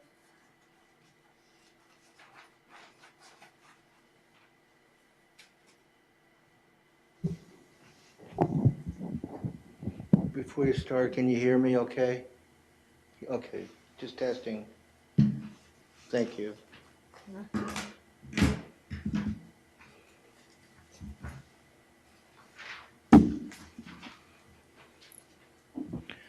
My name is Eugene Carl Haberman. I follow the public process. When the public process is done appropriately, decision made by the governing body is more likely in the public interest. The item that you got here is 21-001, City of Palmer Employees Pay Plan. There's very little information here. It's like a chart of step increases that you got here. And the public is blind to the scenario of what you're doing with the payroll as far as contracts out there with employees, when they expire, if there are any of them out there. And the fact of what I said earlier this evening, this is not the time to provide increased pay and increased benefits to government employees. This is the time to put a moratorium on that. And the information here that you got here is a simple chart of a step increase, but the public is blind to is, are there contracts out there? The public doesn't know it here. Are you doing a moratorium? The public does not know it there. And don't forget, your principal part of your budget is payroll, personnel costs. So I plead with you is how can you approve a budget this time with a lack of transparency to show what your plans are, what you're doing now, what contracts are out there? We're blind. And when I say we are blind, the public is blind. I went through this thing and I went through your book over there, the budget book, and try to compare one dot with another dot and so forth, but this is not the way you have a handle on this thing. With all due respect, I have strong criticism of the way municipality of Anchorage operates, but you can see clearly in their budget, and it's very, very thick, identification of contracts and all that kind of stuff and payroll and all that stuff, and this does not reflect that. So what we need to do here, and as a member of the public, is cease the scenario of this blindness. You can approve this budget tonight. By the way, point number one is you're not required to approve the budget tonight. You've got several more weeks to go. You can have another meeting on that. You can get that information out before you proceed with this scenario. And again, I raise those points. How can you proceed with this scenario? And I remind you too, if there's anything in there rewarding payroll, it's for personnel costs with increased pay and benefits. What does that say to the people right now who are wondering if they're going to have a job tomorrow, and businesses out there in the private sector, are they going to be in business tomorrow? And you're also relying on one key thing. If you're going to plan to pay these people, okay, you've got to realize, number one, you're dealing in the middle of COVID and the rational situation that I didn't see in the memorandum from the Musi, and reflect the true reality of what the costs you're going to all experience in getting that revenue on whatever taxes. Thank you very much, and that ends my time. Any questions? Thank you. Anyone else like to address the council on Resolution 21-001? Okay, any objections to me closing the public hearing? Public hearing is now closed on resolution 21-001. As I said, this is the third public hearing we've had. We do have a pending motion already. Is there any amendments, questions, or comments by the council? Okay, Madam Clerk, I think we're ready then for the roll call. Thank you, on the Madam vote. Mayor. Thank you. Yes. Councilmember Jill Valerius, Yes. Councilmember Brian Daniels, Yes. Councilmember Steve Carrington, Yes. Councilmember Richard Best, Yes. Councilmember Julie Berberick, Yes. Deputy Mayor Sabrina Combs, Yes. Mayor Edna DeVries. Yes. Motion passes. Okay. The next item for public hearing is resolution number 21-002, adopting the 2021 fee schedule for the city of Palmer for the fiscal year beginning January 1st, 2021 and ending December 31st, 2021. This is our third public hearing. Public hearing is now open on that resolution. 3 minutes if you're representing yourself, 5 minutes if you're representing a group.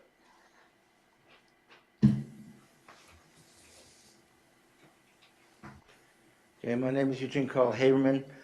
I live in the Matsu Valley. Follow the public process. When the public process is done appropriately, the decision made by the governing body is more like a public interest. I turn to page 52 of 98 on that list, and one is a reference to audio recordings per meeting. Call attention that you're charging people for those audio recordings. With all due respect, the way other cities operate, like the Borough Assembly, you can go on the website, you can listen to the recording. You don't have to get a charge of an audio recording. You can go to a city council meeting in Wasilla website, you can listen to the recording. This is the way you should go. And I brought this issue up not a week ago, a year ago, years ago, and it continues to be that you're set up, and I'm not off topic, because this is one of the items there, is you're set up in a situation where you have to do a records request for the audio recording, but yes, there is another avenue, with all due respect.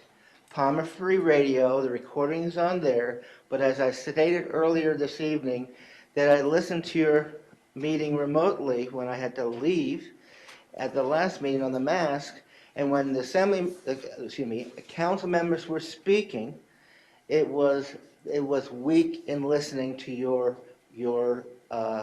conversation, and the public should hear you as well as you should hear the public, and you have a weak scenario on that. Yes, the clerk does provide a situation where she does an audio recording, but that is a situation in which the public has to, like here, request that, and there are several days that lapse. But there is limited no time frame where the public can have easy access, like I said, on the website in the borough and so forth, and Wasilla, where you can click on right there. And Palmer Free Radio is not where you should be going and pay them for their services. This is your responsibility to produce the product and have it out there fast for the public to receive.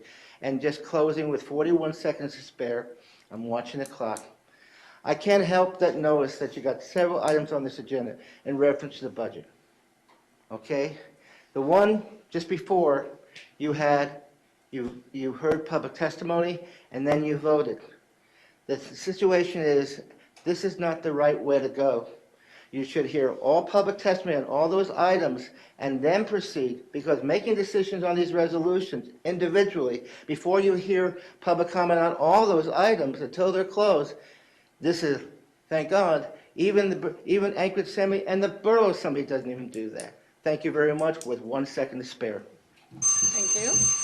Anyone else like to address the council on resolution 21-002?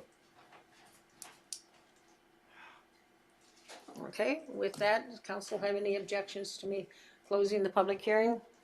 Okay, public hearing is now closed. We do have a pending motion, but also if you will pull the recommended amendments that you got from Gina on the second page, resolution number 21-002.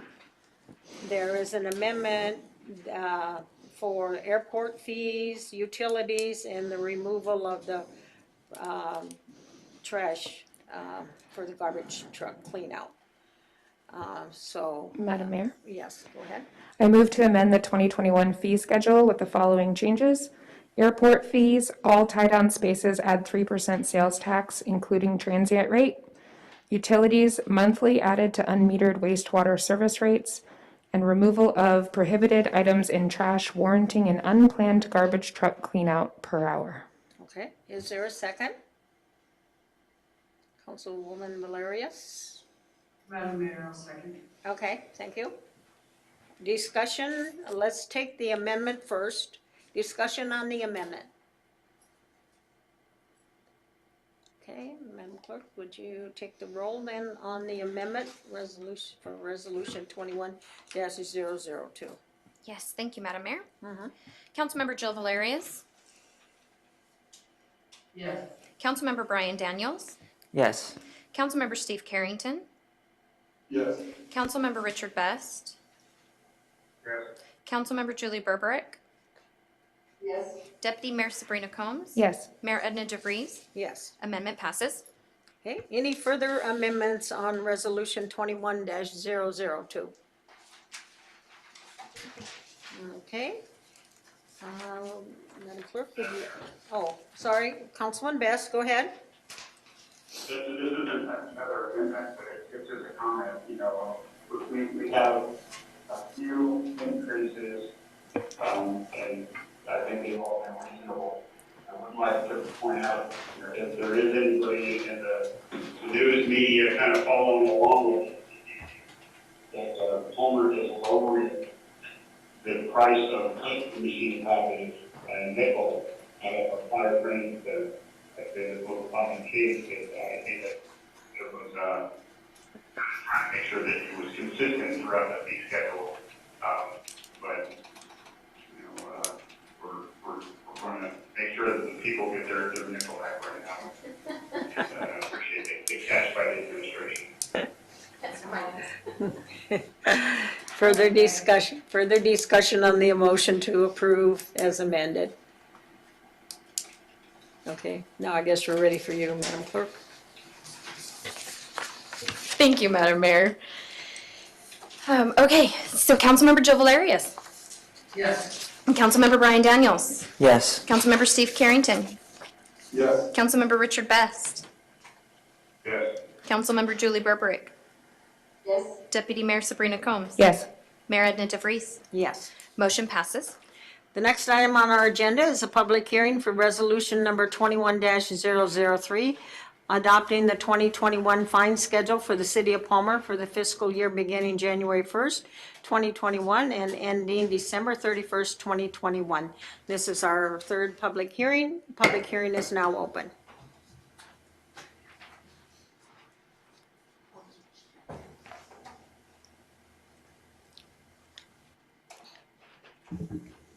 Can you hear me okay? Okay, just testing. Well, that's very important, okay? Yes, it is. My name is Eugene Carl Haberman. I live in the Matsu Valley. I follow the public process. When the public process is done appropriately, the decision made by the governing body is more likely public interest. It's a long day, forgive me. Deal with a lot of issues. What I'm going to point out is on page 63 of 98 of your packet, in reference to the plastic bag scenario and the fines on that scenario. Remind you all as a city council that you, that's still there, but you did a moratorium for delay in which, according to the mayor, when she made her presentation of communications coming from Fred Myers, they were concerned about enough paper bags, and therefore you did did not go, instead of going into effect, a moratorium on it for until the emergency order of the state. I believe, correct me, 60 days or roughly after that, then it would come back, or 30 days. I don't know what the exact days is, but the fact is the state basically has done a renewal of going like 30 days for their emergency scenario. But you are working with what the state's doing, but that doesn't not prevent you as a council to bring back the plastic bag enforcement. The premise that was used at the public hearing on this issue was calling attention to Fred Meyer's. And as a regular Fred Meyer's customer in Palmer, respectively, consistent, I didn't see any problem with their paper bags. It's still there. What I am saying is, by when you did what you did, other businesses like Cars and Three Bears. Is this, It does, because we're talking about fines, and that particular fine is a moratorium on that. And this also deals with respectfully that if you don't have any fines for that item, okay, you're not going to collect any money. So it is pertinent. we do So have fines. please, let me just finish with this thing. I would encourage you to bring that back, because the reality check is and that means revenue, and also an environmental issue dealing with why you initially brought that thing in, and then you delayed it because of so-called Fred Meyer's, but Cars across a block away, it's got in plastic bags, Three Bears got plastic bags, and I would strongly you is to reverse your decision on that ordinance, and that would bring in some money, and also clean up the environment. Thank you very much. With respect, with 10 seconds to spare. Okay, anyone else like to address the council? Okay, so I'm going to close the public hearing unless the council has objections. No, okay. And go back to the recommended amendments. We do have recommended amendment, excuse me. It's going down the line, so we're gonna get ready. Resolution 21-003. Does everyone see that recommended? Yes. Deputy Mayor Combs? Thank you. Madam Mayor, I move to amend the 2021 fine schedule with the following changes. The top of the page, 159 of the budget book, A1 of this section shall be assessed the maximum surcharge allowable to Alaska statutes 12.55-039 and 29.25.074. And then chapter 8.38 nuisance, junk, litter, and unsightly premises fine shall equal actual recovery costs to the city. Is there a second to the amendment? Second. Okay, it's been moved and seconded that we amend resolution 21-003. Questions, comments, or further amendments to the amendment? Okay, Madam Clerk, I think we're ready to vote on the amendment. Thank you, Madam Mayor. Councilmember Jill Valerius? Yes. Councilmember Brian Daniels? Yes. Councilmember Steve Carrington? Yes. Councilmember Richard Best? Yes. Councilmember Julie Berberick? Yes. Deputy Mayor Sabrina Combs? Yes. Mayor Edna DeVries? Yes. Amendment passes. Okay, so before you now is the adoption of resolution 21-003 as amended. Any other amendments, questions, comments? Okay. Madam Clerk, if you would take the roll, please. Thank you, Madam Mayor. Councilmember Jill Valerius? Yes. Councilmember Brian Daniels? Yes. Councilmember Steve Carrington? Yes. Councilmember Richard Best? Yes. Councilmember Julie Berberick? Yes. Deputy Mayor Sabrina Combs? Yes. Mayor Edna DeVries? Yes. Motion passes. Okay. The next item is resolution number 21-004, adopting a 5-year capital improvement program for the fiscal year beginning January 1st, 2021 and ending December 31st, 2021. This is our third public hearing. The public hearing is now open on resolution 21-004.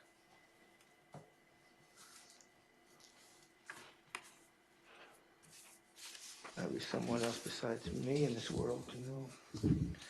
Okay, that was put on the record. You could. What? You do that at home too? What? What? Clean after yourself and then go back and infect it again? Sorry, I didn't mean to interrupt. I apologize. Okay, my name is Eugene Carl Haberman. Okay. We got here, proposal of 5-year capital improvement program. But as I've said to other meetings, including the school board, when they have these stretch out plans, is how, right now, we cannot see the light at the end of the tunnel, even a few months from now. We don't know what the future is. So how can you have several years, January 1st, 2021 to the 5-year program here? How can you can plan that out when you really don't know you're going to have the money? As far as the state, it's been running a $2 billion deficit. In the past, we've had the fortune of, hey, the state's going to help us out. The state's going to help us out. All those billions of dollars, that surplus money, so that oil and all that. But reality check right now is saying that's not going to be the picture for not 1 year, 2 years, but many years to come. So when I see these plans, a capital improvement program for several years, yes, you have needs, okay? But you also responsibly have to look at the needs of the public and be responsible how you plan and how you spend. And it's public dollars that you're spending, wherever you get it, including property taxes. So, and how do you expect the borough doesn't know where they're going? And I'll show one element. One of the biggest costs right now in the borough has been the school district. And the most recent example of how they looked for money to pay was they approved a salary increase with the unions. And where does that money come from? The reserve account. The reserve account. That's not planning. So I fear with what you've got here, you may have certain needs, and I'm not questioning that there's things that need to be done. But I also had this note here in closing with 56 seconds to spare. I'm the only one speaking to you here. I'm the only one speaking to you in pressing issues. And how do you respond to that? The public, if they're listening, is basically saying is close public hearing, we make a decision on this and go on to the next. Instead of going with what I said earlier, is that you have all these public hearings, and then you bring them back after you close them, and then vote to approve and this and that. But you didn't do that tonight. Every time I go up, you vote to close public hearing, and you vote to approve or amend or whattever. And what's that saying to the public? You're not only not listening to them, but you're doing it your way and not the public's way. Thank you very much, with 9 seconds to spare. It's going to be a short meeting tonight. Anyone else would like to address the council on resolution 21-004? Okay, I'll close the public hearing. And you do have some recommended amendments. Has everybody found those in the paper you have? And Madam Mayor, I move to amend the 2021 CIP with the following changes. Solid waste fund projects, a new garbage truck for $352,000. Continuing projects in the CIP not budgeted, police radios at $67,433. Police vehicle annual replacement, $50,000. Golf course golf carts, $10,000. Golf course infrastructure, $15,000. Roads dump truck with plow blade, $275,000. Water sewer projects in the CIP funded by Water Sewer Fund. The water reservoir repair at $75,000. The water sewer lift station and pumps at $50,000. And airport projects in the CIP funded by airport. Avigation. Avigation. I got the golf course golf carts, but not this one. Avigation easement phase 2 at $15,000, and tie down spaces with aircraft outlets at $25,000. okay, is there a second to the amendment? Second. Councilwoman Valerius. Gotta go fast. Yeah, I don't. My eyes can't go both ways. Need you to sit out there or something. I don't know. Have a red flag or something. So, well, my apologies for not recognizing you. Both my eyes, I'm very thankful for, both go in the same direction. That's a good thing. So anyway, so the amendment to Resolution 21-004, discussion on the amendment. Madam Mayor, Yes, Councilman Best, go ahead. I do have a question. So we also have the garbage truck. My question is that coming out of the enterprise fund of Yes. garbage collection services and regulated? Yes, sir, it is. So it's coming Yes. out, okay. I just want to get clarification on that, thank you. Right. Okay. Any other questions on the amendment? Okay. Madam Clerk, if you would take the roll for the vote on the amendment, please. Yes, thank you. I'm going to shake it up a little bit here, and I'm going to start with Deputy Mayor Sabrina Combs. And she made the Yes. first motion. Yes, okay.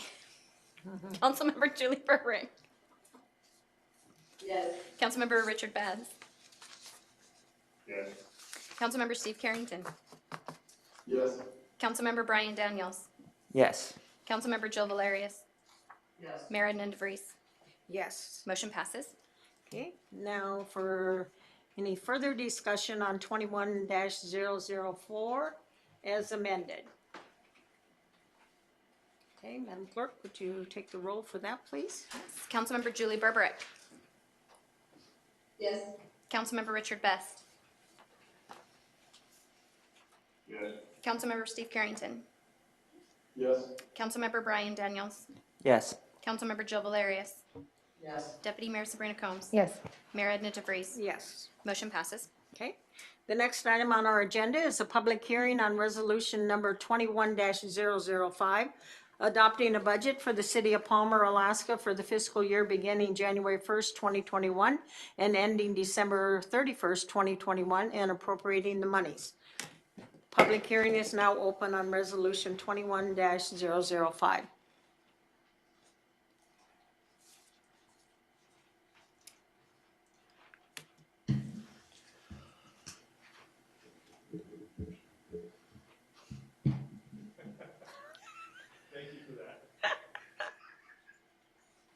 I'm sorry, My name is Eugene Haberman. I follow the public process. When the public process done appropriately, decision made by the governing body is more like in the public interest. First is, because you're approving their budget, looks like you're going to be approving it tonight, although you could have delayed it for a few more weeks. There was no rush to do it, but that's the way things run here. Now, one is, this year, the CARES Act money, okay, which you were involved with, but it has to be spent by the end of December, unless there's an extension. There's no extension that's gone in. So, but I have to say this: you used the money, the CARES Act money, and you joined in with Anchorage and the borough in mishandling how the CARES Act money was spent. And then you do not know if a continuation of that program is going to happen after December. And I'm also concerned is that I don't know how you handle the money in the essence of how that handled it. Well, yes, I knew some of the things you did with the money, with dealing with paying stuff with the police department and some capital expenses and stuff like that. And that was irregular, and there was no place for public comment. So I guess it's going to be business as usual if you do get more money coming in from the feds. Certainly it's going to be difficult for you getting money from the state because they're saying where's the money, and you got to face reality of this thing on the state. State is short of money, and someone has to pay for this stuff, and you're just doing business as usual. The other thing is, you receive money dealing with, you depend on the borough to some degree, and I know with one way or another, I guess when you hired Moosey, who was former borough manager, with respect, you saw a tie-in there. Well, the fact is, whatever tie-in was there with Moosey, with all due respect to Moosey being there in that position and familiar with the borough, if there's not money there, you can't drain that account. The school board, they're draining their reserves. And what you're doing here, You're expecting that the community, the people who live here, the business here, are gonna be not worse than what already has happened. And I had to say this, is that if you had a lottery and you bet, I don't see that. People already know that businesses are going to be going out of business. People are going to lose their jobs. But you're doing your budget tonight in a way of expecting there's not going to be much of a change. So I'll leave you with that thought, and I'm sad to see you need to be more conservative, respectful, and be aware of what's going on outside these doors with the public and the business community. Thank you, with 3 seconds to spare. Okay, anyone else like to address the council on resolution 21-005? Yes, come forward.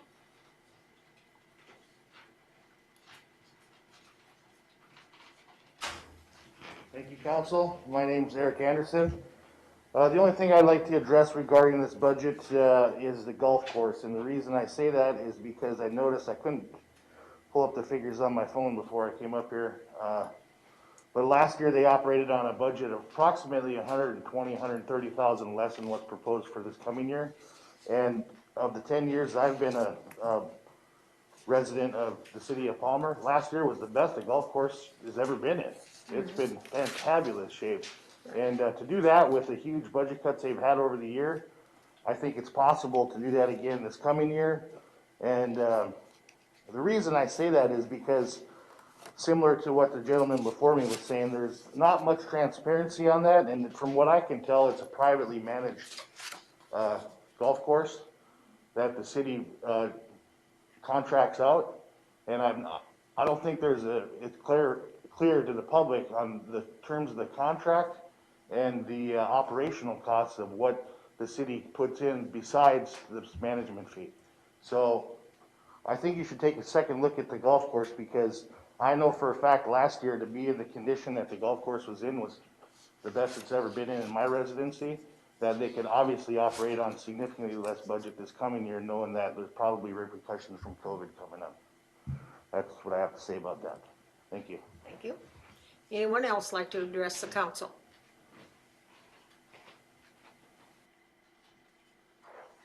Okay, seeing no one, I'll go ahead and close the public hearing.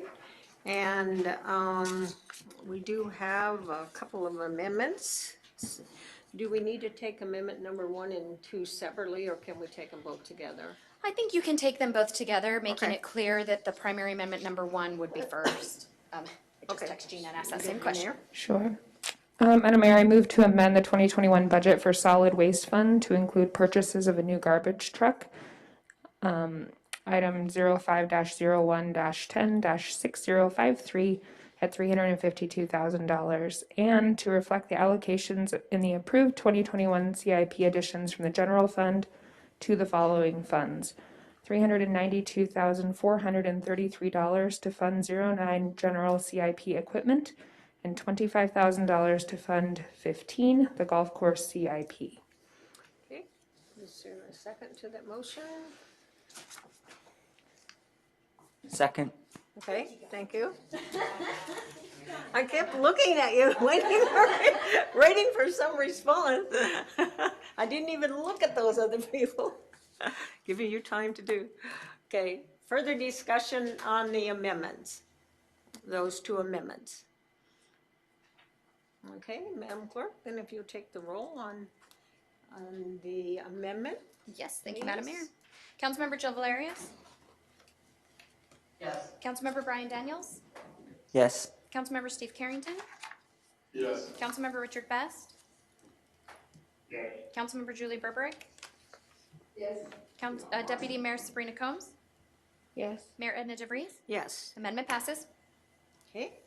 The next item on our agenda is resolution 20-032. Madam Mayor, Uh-huh. we have to vote on the actual. Oh, you're right. resolution. Thank you.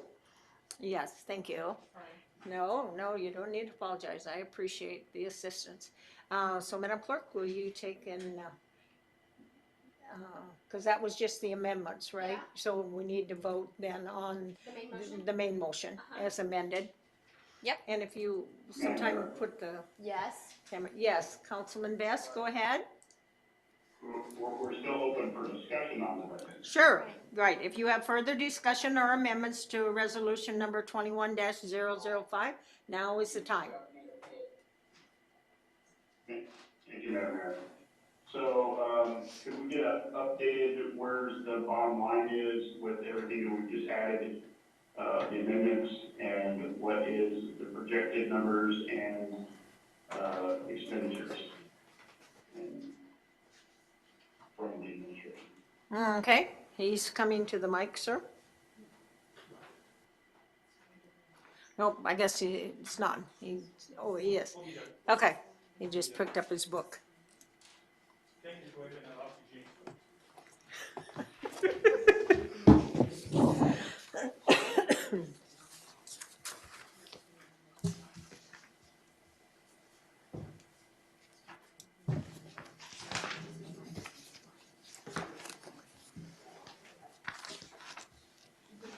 So,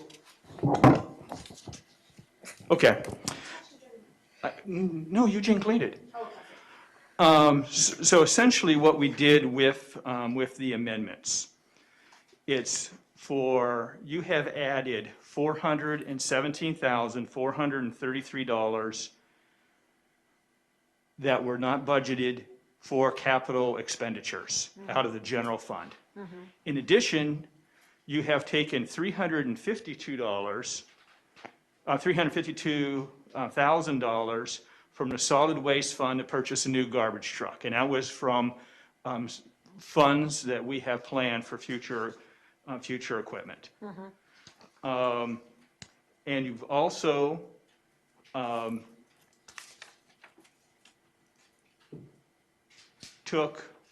increased airport cost of $40,000, and those funds came from the agreement that we had with the Raven bankruptcy.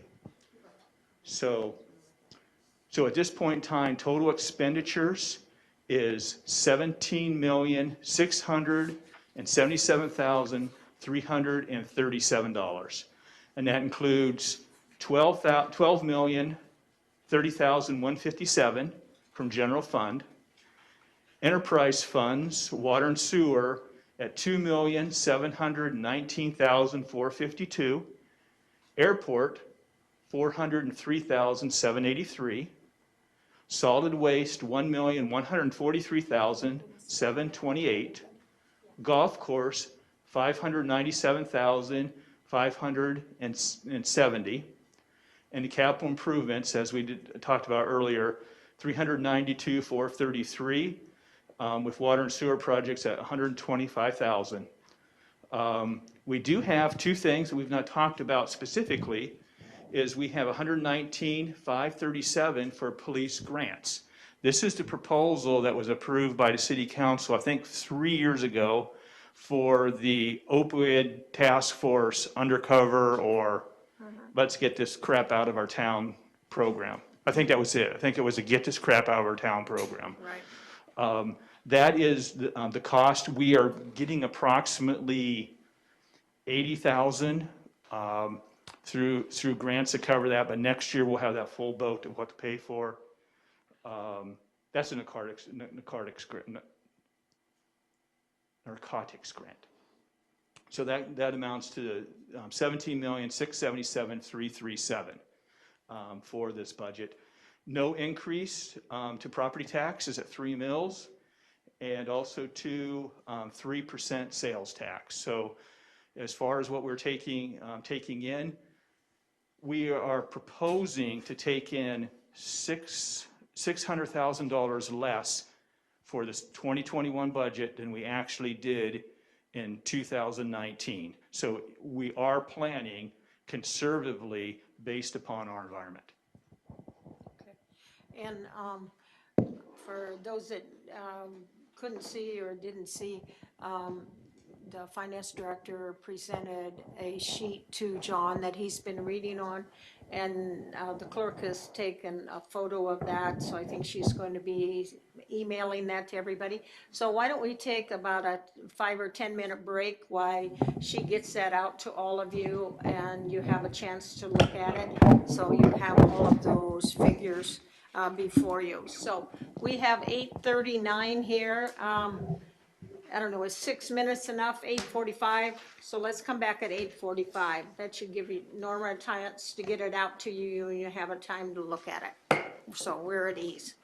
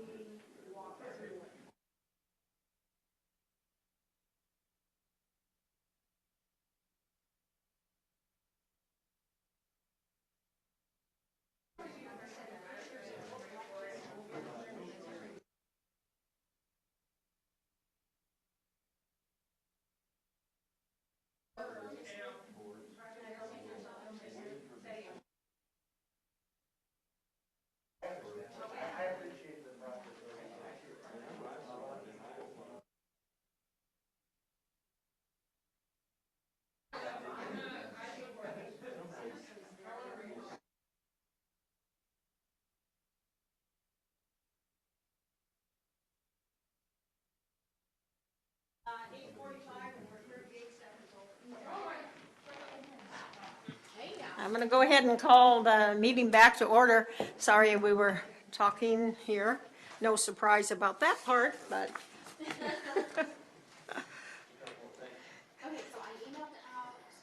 Okay, so everyone, I think, should have a copy of that.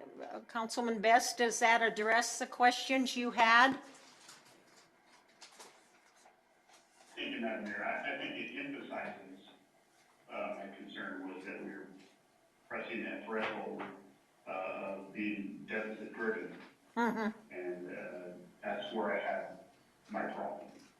Right. It has been kind of difficult to kind of follow along in years past where we have taken a little bit longer time and kind of had a rolling, never kind of being updated and we're able to track. And that's my fears is that we're getting into deficit spending, and or planning, in our projections of deficit spending. And, I'd like to understand from the administration, from which pocket is this going to come from? Okay, go ahead, John. Mm-hmm. I don't understand your question because our revenues basically come from property tax, but sales tax. And we projected that there'd be a $30,000 surplus at the end of this with this budget. And this year currently, revenues at the end of the third quarter, we were at 75%, which is right where we should be, slightly over. But our expenditures were at 67%, which is under projection. So this is not a deficit budget. We are not taking money from surplus other than for the few capital expenditures that we had. And I think that amounts to about $117,000. But traditionally, it has always been the policy of the city council to take the unreserved funds, 10% of that, to invest in capital. And so that's where the majority of that money is coming. And like I said, the capital program is pretty skinny. Our other funds that we have are enterprise funds, and we have planned those in the past to be able to replace equipment as needed. So, yes, we have no idea what's going to happen tomorrow, but I think we positioned ourselves pretty good stead on moving forward under any circumstances. This is a conservative budget. Certainly, I'd like to do more. We're not doing it. You passed a pay plan. It has not been increased at all in the last 2 years. You proved that. It's not been increased this year. So I don't know how you can get more conservative unless we're not going to provide services. And we'll be happy to discuss those. I just don't know what those would be. Because indication I have from the city council is we need to continue providing services at the same level. Councilman Best, as well as the rest of the council, I think that would be something that would be an excellent agenda item for our strategic planning in January. So. Madam Mayor? Yes, Councilman Best. Thank you, Madam Mayor. I can't tell you how much I appreciate of the administration and the rest of the employees in the city and the managers and all that kind of stuff. They've always been able to hold a sharpened pencil and look for the ways to cut edges to hold costs, not necessarily cut edges as in provide less service. We've always had yeoman-like work, and everybody has been real tight with the dollars. I appreciate that. I just we've got some fairly large expenditures with the dump truck and the trash truck, and some of those come out of enterprise funds. I just with our unknown that is out there, and I just want to make sure that we're going to be mindful as we go along here. My other concern is with the we could have the administration talk about the unassigned fund balance and surplus back to the percentage of what we're projected to hold and then kind of where our position is in that. Did you want you want that information now, Councilman Best, are you saying? If we're about to pass this budget, yes, ma'am. Okay, Yes, if I could Yeah. have Gina help me with the Sure. exact Right. figures where we are right now. okay. So, Gina yeah, is so, in the so building. essentially, we need to Go ahead. be, I'm sure she'll be coming forward here shortly. Okay, yeah. Gina is in the building. Yes, she will be here in a second. So we are greater than what we have been required to based upon the amount of available funds that we need. So essentially, we want to carry a surplus, and that is very important for unforeseen circumstances, but it's also important for any hiccups in business. But if we're seeking any type of loans and have to go out for bond, we will probably want to get a bond rating, and that makes it very important. So the better bond rating we get, the more money the City of Palmer saves. So there is a very important reason to have a good unreserved cash balance. And, okay, I got 2 messages. See if these are from Gina or the grandkids. Okay. Okay, so let's turn to page 77. Okay, and this is solid waste, so we'll do that right now, page 77. The budget book, yes. I guess. Yes, okay, so page 77, our unrestricted net position at the end of 2019 as projected is essentially $700,000. Our operating revenues that we're planning on are 786.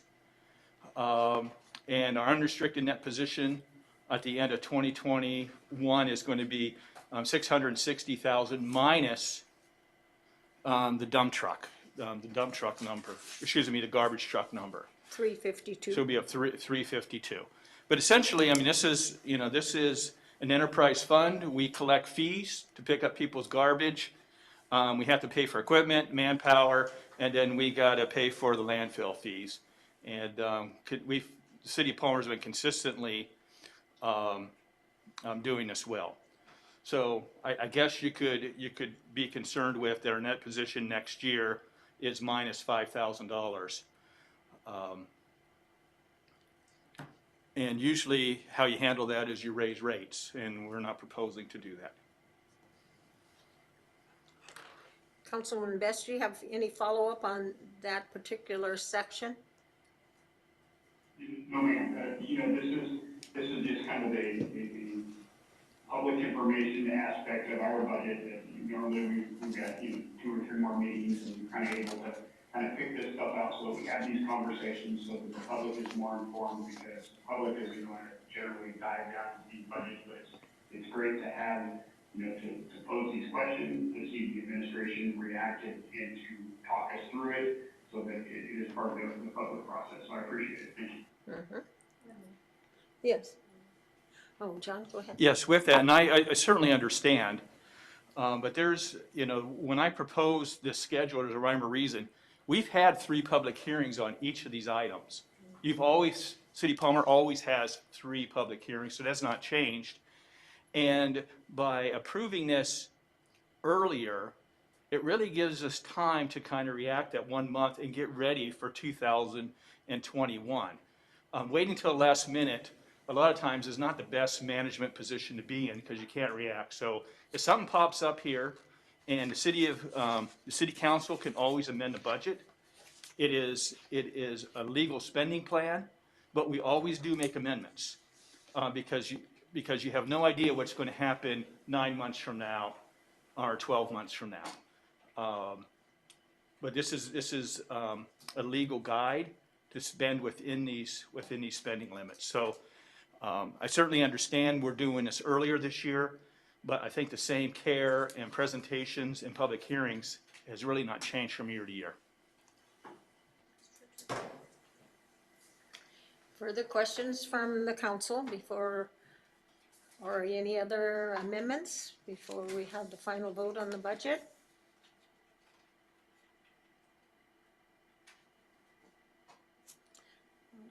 Okay, Madam Clerk, I think I don't see any hands or any mics going on, so I think maybe we're ready. Thank you, Madam Mayor. So the main motion, we're voting on the main motion for Right. Resolution 21-005. Correct, as Okay. amended. As amended, yes. Thank you. Councilmember Joe Valerius. Yes.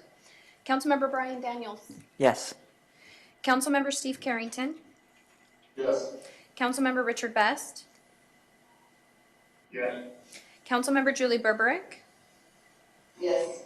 Deputy Mayor Sabrina Combs. Yes. Mayor Edna DeVries. Yes. Motion passes. Okay, the next item on our agenda is new business, Resolution 20-032, identifying the City of Palmer's capital project priorities for state, federal, and other interested parties funding. What is the council's wishes? Madam Mayor, move to approve. Okay, is there a second? Oh, Councilwoman Burbrick. Thank you, Madam Mayor.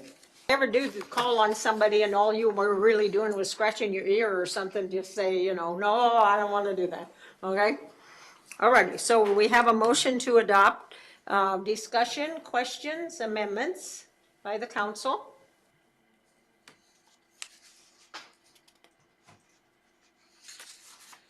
Okay, I guess, Madam Clerk, we're ready for the vote. I don't see any hands raised or anything. Thank you, Madam Mayor. Councilmember Joe Valerius. Yes. Councilmember Brian Daniels. Yes. Councilmember Steve Carrington. Yes. Councilmember Richard Best. Yes. Councilmember Julie Berberick. Yes. Deputy Mayor Sabrina Combs. Yes. Mayor Edna DeVries. Yes. Motion passes. The next item on our agenda is an action memorandum 20-085, approving a council community grant in the amount of $3,500 to Frank Kowalski, is that how you pronounce it? Thank you, for the Rodeo, Alaska. What is the wishes of the council? Madam Mayor, move to approve. Okay, is there a second? Madam Mayor, second. Okay, thank you, Councilwoman Valerius. And I was giving a note during the, between the two meetings, that in the council community grants for the year 2020, we had approved $12,000, and we have allotted $7,500. So there is another additional $1,000 in the community grant program. So we could increase the amount from $3,500 to $4,500 if the council so wishes, because there is enough money in the community grant. And since, unless we don't approve action memorandum 20-087, we will not have another opportunity to approve a community grant this year. Madam Mayor, Yes. I move to amend the amount of the grant to $4,500. Okay, is there a second? Councilwoman Valerius? Yes. Second, thank you, Mayor. Thank you. Okay, discussion on the amendment. Yeah, Deputy Mayor. I just, aside from this being possibly one of our last meetings of the year, I'm just really excited that we can support this. If everything goes to plan, this is going to bring a ton of economic impact to our town and just give us a lot of notoriety among the whole United States, because it's going to garner a lot of attention. So I'm really excited that we can support this. Thank you. Okay. Further discussion on the amendment? Madam Mayor. Yes, Councilman Best. Thank you, Madam Mayor. We as council have a finite amount of money, and I get that. And we're getting towards the end of the year, this is our last, could potentially be one of our last meetings to address or to add grant recipients, and we have money left over. I am not a fan of us kind of setting a precedent of giving larger amounts. $40,000 is an appropriate amount to support some of these entities. And I mean, you look at their budget, and I mean, it's expensive to run the rodeo. I get that, and it's a good cause, and we hope to see some added value to the business in this area. So I'm encouraged by it. But I mean, we've seen lots of programs come through here and had a need, and I think it's just it's bad form on council to not put some limitations on the monies that is there. Just because we have it available doesn't necessarily mean that we have to spend it. So I will be voting in opposition of this. Okay. Further questions or comments from the council? Okay, seeing none, then Madam Clerk, I think we're ready for the vote on the amendment to increase the amount from $3,500 to $4,500. Okay, thank you, Madam Mayor. Councilmember Jill Valerius? Yes. Councilmember Brian Daniels? Yes. Councilmember Steve Carrington? Yes. Councilmember Richard Best? No. Councilmember Julie Burbrick? Yes. Deputy Mayor Sabrina Combs? Yes. Mayor Edna DeVries? Yes. Motion carries. Okay. And so now we have the main motion before us, Action Memorandum 20-085, but it will be in the amount of $4,500 rather than $3,500. Any discussion or other amendments to the motion, to the main motion? Okay, Madam Clerk, I think we're ready for the vote. Oh, I'm sorry, Councilman Best, go ahead. Just again, for the record, I think this is a great organization. I love the rodeo, but I'm voting against the idea of spending $4,500 just because we haven't had in the budget. I think that we need to be more controlled in how we spend our monies in our grants. Madam Mayor? Yeah. Just to clarify my position, I don't think we should be spending $4,500 just because we have it. I think we should be spending $4,500 because it's a good investment in our community. Thanks. Okay. Further comments or any other amendments? Madam Mayor, Yes, Councilwoman Burbrick, go ahead. I agree with Councilwoman Sabrina Combs. A lot of the money that we have left over is because things have to cancel. I know one of those $1,000 is something that I had to cancel this year. And so it's not just throwing money because we have money, but also because we haven't been able to have these events. I feel like we have the opportunity to help, and I'd like to do that. Okay. Further comments by the council? Okay, Madam Clerk, I think we're ready to vote on the main motion as amended. Thank you, Madam Mayor. Councilmember Jill Valerius? Councilmember Brian Daniels? Yes. Councilmember Steve Carrington? Yes. Councilmember Richard Best? No. Councilmember Julie Burbrick? Yes. Deputy Mayor Sabrina Combs? Yes. Mayor Edna DeVries? Yes. Motion passes. Okay. The next item on our agenda is Action Memorandum 20-086, directing the city manager to notify the state of Alaska, the city council's statement of non-objections to liquor license number 5032 for Ekbros Brewery located at 650 East Steel Loop. What is the wishes of the council? Madam Mayor, move to approve.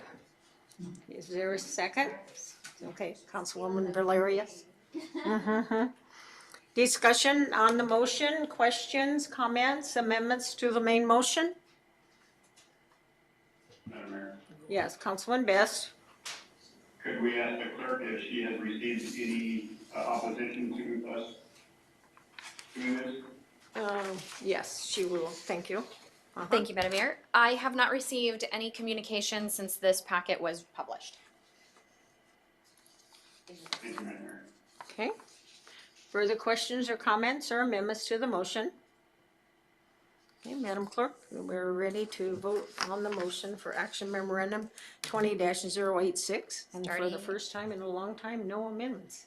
It's not as amended, it is just it. Exactly. Okay, I'm going to start with Deputy Mayor Sabrina Combs. Yes. Councilmember Julie Burbrick. Yes. Councilmember Richard Best. Yes. Councilmember Steve Carrington, Yes. Councilmember Brian Daniels, Yes. Councilmember Jill Valerius, Yes. Mayor Edna DeVries. Yes. Motion passes. Okay, the next item is action memorandum 20. I'm sorry, Madam Mayor, normally, may I ask a question? Sure, absolutely. Okay, normally when we've had this item on our agenda for the last meeting of the year, we've Uh-huh. always saved it for last. Oh, We okay. did have the 3 AMs Uh-huh. pulled from consent. Uh-huh. Was it the wish to have that before AM 2087? Or did you want to do that after 2087? Okay, what is the wishes of the council? Did everybody understand what the city clerk's question was? I think we could save item 4 for last. Sure. Just in case. Is there any objections from any of the council people? Okay, so we'll move that to the last item then under new business. Okay? So then the next is 82. Alrighty, so we will move then, I think the first one is action memorandum number 20-082, confirming the mayor's appointment, or nomination, excuse me, of Barbara Hunt and Ronald Lee Moses for the appointment to the Board of Economic Development with terms ending December 31st, 2023. What is the wishes of the council? Madam Mayor, move to approve. Okay, is there a second? Councilwoman Valerius? Madam Okay, Mayor. okay, thank you. All right, yes, Councilman Brown Daniels, go ahead. And this conversation will probably clarify for all the 3 Okay. memorandums. I just had a question. When you have multiple board applicants, and say you're looking at the resumes, and they're all very qualified, great people in the community, what goes into making the final call when we put forth a nomination? And Well, let me try. Each board and commission has different qualifications for membership. Like planning and zoning, everybody has to live inside the city of Palmer. On Parks and Rec, and if I'm out of order in discussing sort of all of these, just say me, okay. Like on Parks and Rec, the majority of the board has to be inside the city of Palmer. And then what I looked at was of the affected areas or potential affected areas we have coming up when we're looking at annexation, were the people that lived outside the city of Palmer, then in different areas, or people serving on the Parks and Rec, were they in different areas? So we would have that input from them. Let me try to think. Now, the bed, starting in next year, a year from now, that we will have to have 2 members that are residents inside the city of Palmer. That was something we decided, but that does not affect this year. Then just the people that, put in for them. Let me look here and see. Okay, so like on planning and zoning and Parks and Rec, like Lisa put in for both of those, and she is a resident of the city. She and I, a couple of years ago, had talked about her interest in the parks, and I told her at some time in the future, if there was an opportunity, I would appoint her. So that was one of the reasons I leaned towards her for that. And then also on planning and zoning, on Randy, he has a mailing address inside the city of Palmer, but his residence is outside the city of Palmer. So he would not qualify then for planning and zoning. So then that just left me those 3 that had put in the application. Okay? And then like on Parks and Rec, we had 3 people on Parks and Rec that resigned that lived inside the city, but we had to have 2 that lived inside the city in order to keep the majority of Parks and Rec inside the city. And so that Lisa and Gladys were the only 2 that fit that bill. And Randy lives in the Springer system. On Parks and Rec, we already have, the chairman lives in that area. But Joseph lives in the area to the west where we do not have a representative. So that was my reasoning for that. And then let's see, for the Board of Economic Development, I thought that, they're doing a good job, just allow them to continue. So, and then on David, may I ask you, is he your business partner? Yes, he is. Yeah, I shy away from that kind of, it's not nepotism, but it is, to me, a little bit of a gray area, because, and I don't know about your business relationship, but sometimes if one business partner's in agreement with something, then you could cause some friction in your business if then as they bring stuff to you, you wouldn't vote for it.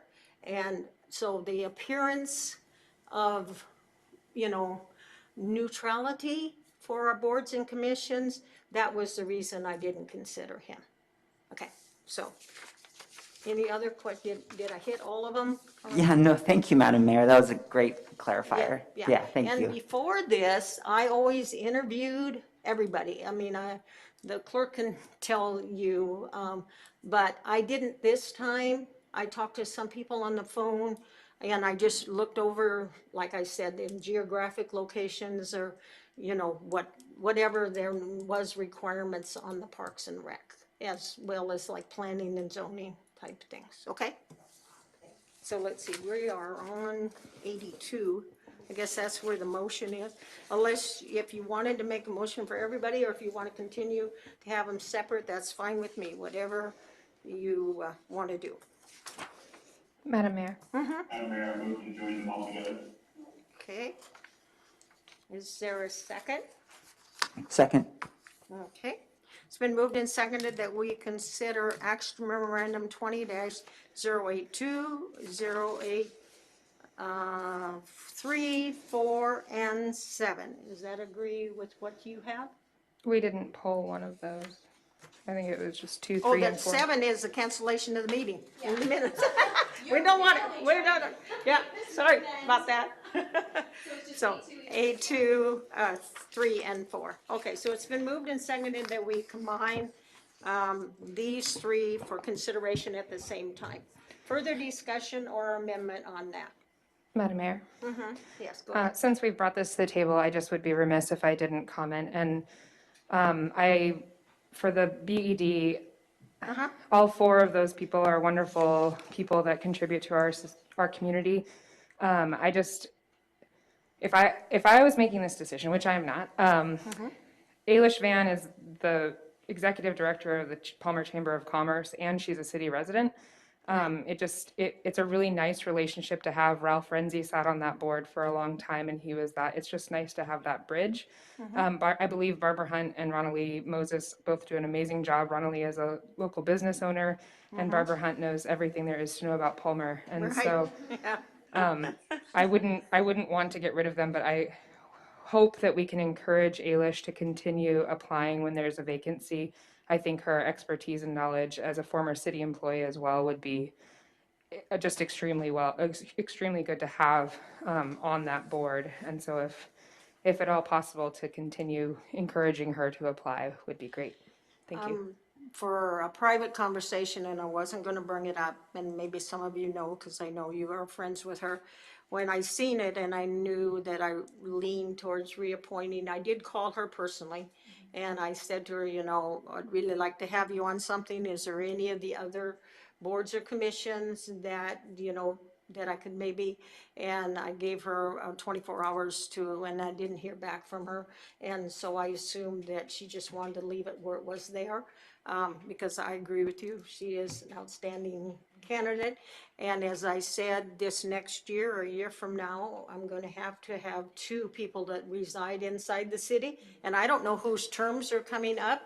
But because the whole board now lives outside the city, that it is I think a concern, and like I said, that'll be probably a surprise to whoever those 2 are, that their terms expire, but, so, yeah, and you probably knew that I'd called her and asked her, said, okay, I appreciated all she does for the city of Palmer and certainly wanted her on something, but I just I felt comfortable with the 2 existing members, I guess I should just say. And those are outside of they're qualified because of, who they are. I don't have any, it's not like that I like the name Barbara or like the name Ron Lee or anything like that. So any other questions on any of the appointments? Okay, Madam Mayor? yes, Councilman Best. It's not a question, but, for a point of discussion, January, February, March-ish, we can create non-voting members, as we have done before, where we had a city council liaison on BED. We can have non-voting members, and I would entertain a conversation like that in, the early year, as to whether or not we want to, expand that body a little bit to have a non-voting member and just make the position for Chamber of Commerce to have a seat at the discussion table. Another topic for the strategic plan. Are you listening there, City Manager? Yes, ma'am. So, should I schedule another day? Well, we only have another 15 minutes. I'm sorry, Councilman Best. I think maybe I interrupted you and you weren't finished. My apologies. Go ahead, sir. No, ma'am, you're all on the same line. Okay. And then, as you know, when I first became mayor, I can't remember if we changed the code or not, but we were asking, I reached out to both the junior high and the Palmer High for youth members that would be non-voting. And at one time, we did think that one of the former council people's daughter was going to, and she did, I think, came to at least one meeting, if not a couple meetings of the city council. But, I'm certainly open to that. Again, I'd love, and we've had young people, testify at some of our public hearings here recently. So I think maybe after the first of the year, we will reach out to some of them. And if you know somebody, and I guess we could even advertise with the school and with the junior high and stuff like that. So I'm open to that too, because I want to grow up, younger people and help them get some experience. And of course, it always looks good on their resume when they're applying for a college, that if they have been part of a government agency. And Deputy Mayor, do you have comments? Thank you. Yeah, that was actually something I had chatted with the civics teacher at Palmer High School about over the summer. And then, so it was something that we could maybe bring to the table and talk about. But with the change in the school year, they actually eliminated a portion of that class, I guess. So maybe in non-COVID times, that would be a wonderful addition. I would fully support having a student body person here. Thank you. Yeah, and when, I did speak when they had, of course, this was before COVID, when they had the State Association of, we used to call it FHA, now it's something else, and the students were from all over the state, and I spoke there to all of them, and I especially encouraged, even Colony and Palmer High students to, come and not be strangers to our government. So anyway, well, we had a few rabbit trails here, but back to the main motion. Any other questions? Right. So, okay, Madam Clerk, I think we're ready for that vote on the combination. Okay. Or combining. Councilmember Jill Valerius. Yes. Councilmember Brian Daniels. Yes. Councilmember Steve Carrington. Yes. Councilmember Richard Best. Yes. Councilmember Julie Berberick. Yes. Deputy Mayor Sabrina Combs. Yes.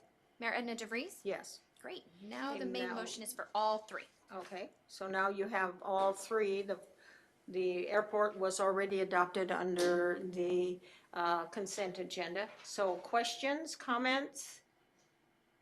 I want this to be as open as possible. I have reasonings for what I did, so it wasn't just, putting their names in a hat or something. Yeah. Yeah. well, you know, with a lot of stuff going on regarding annexation and all of this other kinds of stuff, all of those things need to, and as I said, certain boards and commissions require, according to code, certain memberships, and nothing we can do to get around that, so. Okay, so I think we're ready then for the vote on all three of these action memorandums. Thank you, Madam Mayor. Deputy Mayor Sabrina Combs. Yes. Councilmember Julie Burbrick. Yes. Councilmember Richard Best. Yes, sorry. That's okay. Councilmember Steve Carrington. Yes. Councilmember Brian Daniels.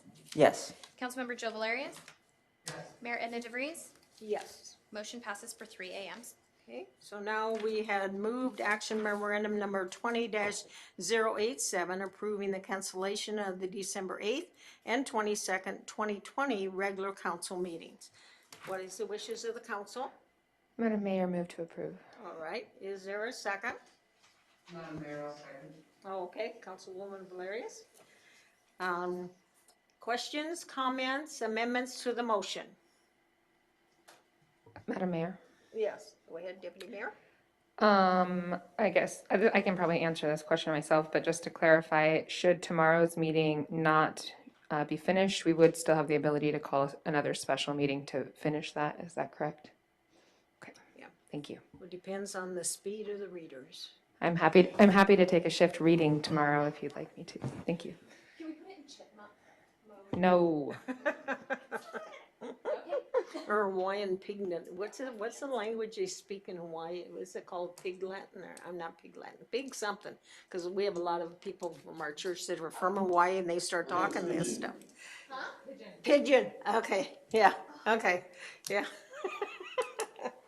Okay, further discussion on action memorandum 20-087. Okay, Madam Clerk, I think we're ready for the roll call on that motion. Okay. Deputy Mayor Sabrina Combs. You throw everyone off when you go in reverse order, just so you know. Yes. Okay. Councilmember Julie Burbrick. Yes, you do, yes. Councilmember Richard Best. Yes. Councilmember Steve Carrington. Yes. Councilmember Brian Daniels. Yes. Councilmember Jill Valerius. Yes. Mayor Edna DeVries. Yes. Motion passes. I appreciate the feedback. I won't switch it out. It's really, really jarring. Okay. Well, I think with our new system, we're gonna have a voting board. Oh, good. So then everybody will vote secretly, and then when after everyone's voted, then it'll be displayed. Yeah, Big reveal. yeah, the big reveal, yeah. Drum roll, you'll have to learn how to play the drums or something. Okay, Madam Clerk, record of items placed on the table. I will be placing the amendment table also into the record for the 7 o'clock regular meeting. Okay, and then, do you consider the thing that you took the picture of to send to the people, do you consider that as on the table, or? I don't know, Sure. it never That landed was on the resolution table, but- 21-005. Yeah. The general budget, it showed the amendments. Yeah, that one I'll include in the record. It will be in that final form by signature Uh-huh, Right. for the archive, but yep, I'll include that in the record as well okay, to good. show the track of that amendment. Okay. Okay. And then we have another time for audience participation. Anyone can address the council, 3 minutes if you're representing yourself, 5 minutes if you're representing a group, or 2.5 minutes if you've already spoken 7 times tonight.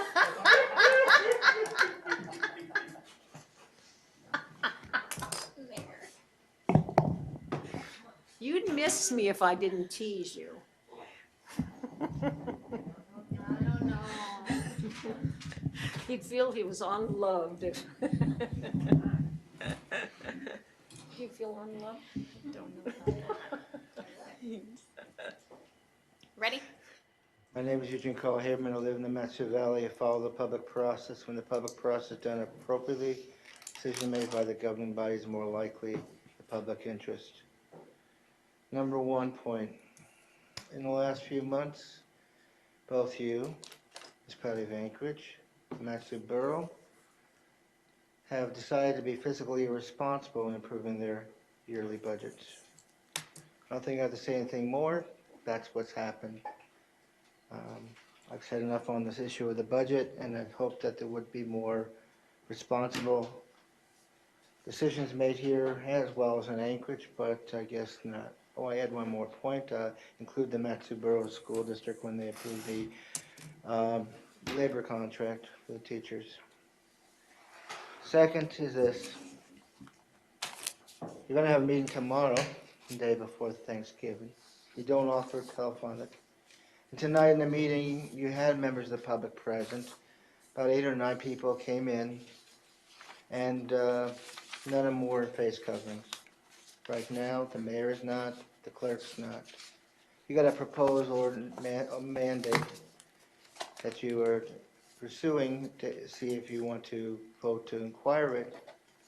But note this, whatever you decide, the mayor's got veto power, don't you? You don't have veto here? No. Oh, that's good news. Thank you. I get to vote. You get to vote. Okay, no veto. No. Okay, I've been blessed on that one. I thought you did. Out in the borough, we have veto. I would take it. Do you want to recommend that they do that? I could vote in veto. I don't want to use up my time on that issue right now. Okay, I'm glad you corrected that scenario. So, I'll repeat these words I've said in many places. Those who are concerned about their freedom and required to wear masks, they're confusing freedom with responsibility. I mean, across the country, people are scared. Beyond this country, in Canada and elsewhere, they're scared. And there needs to be responsibility. But then, how can the public expect to follow your leadership when even here, you're not wearing face coverings? And you have signs up there that say, physical distance, keep so many feet away. But in this very room, those signs are meaningless because you don't even comply with that. So it's just more of the same. And also note this on the key on COVID with respect with this time. Ventilation is a key to dealing with COVID. And to have so many people in this room without a mask, with no air ventilation, with no doors open, that did not make the public comfortable, including myself. Thank you, and I wish you all the best. Happy Thanksgiving. And happy holidays. Happy Thanksgiving.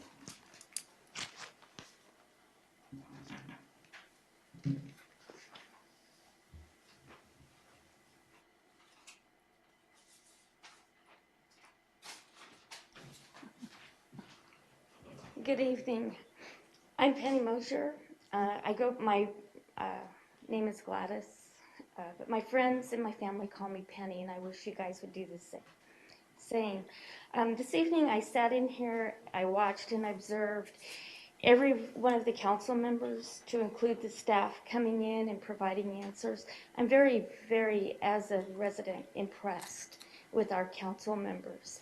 And I want to thank you for your professionalism. And one of the things that I would really like to ask you for tomorrow is to please put on your Facebook where people can call in and where they can and actually go to. That was one of the things last week, I didn't know where to go. So until I talked to one of our neighbors.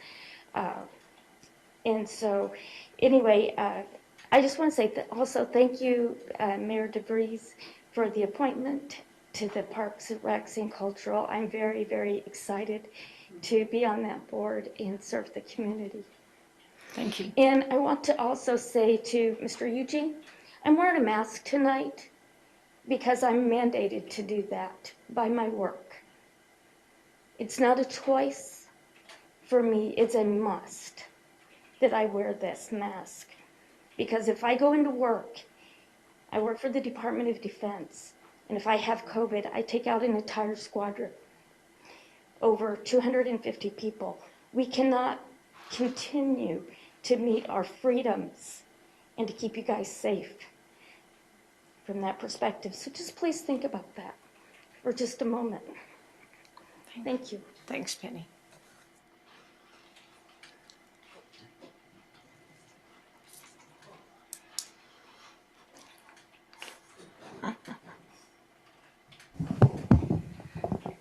Thank you, Mayor and Council. My name is Mike Malewski. I still live, last time I checked, at 325 East Firewood Avenue in downtown Palmer, Alaska.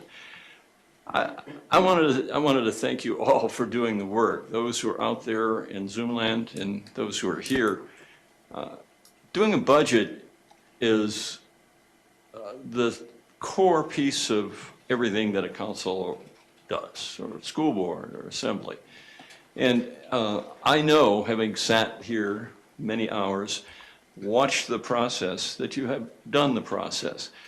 And I'm also thinking that in these days, when we're saying, so many people, that we're dealing with a pandemic and that we do have question marks about what's coming, it is still valuable for a body such as this to express optimism, cautious optimism. That's what I hear.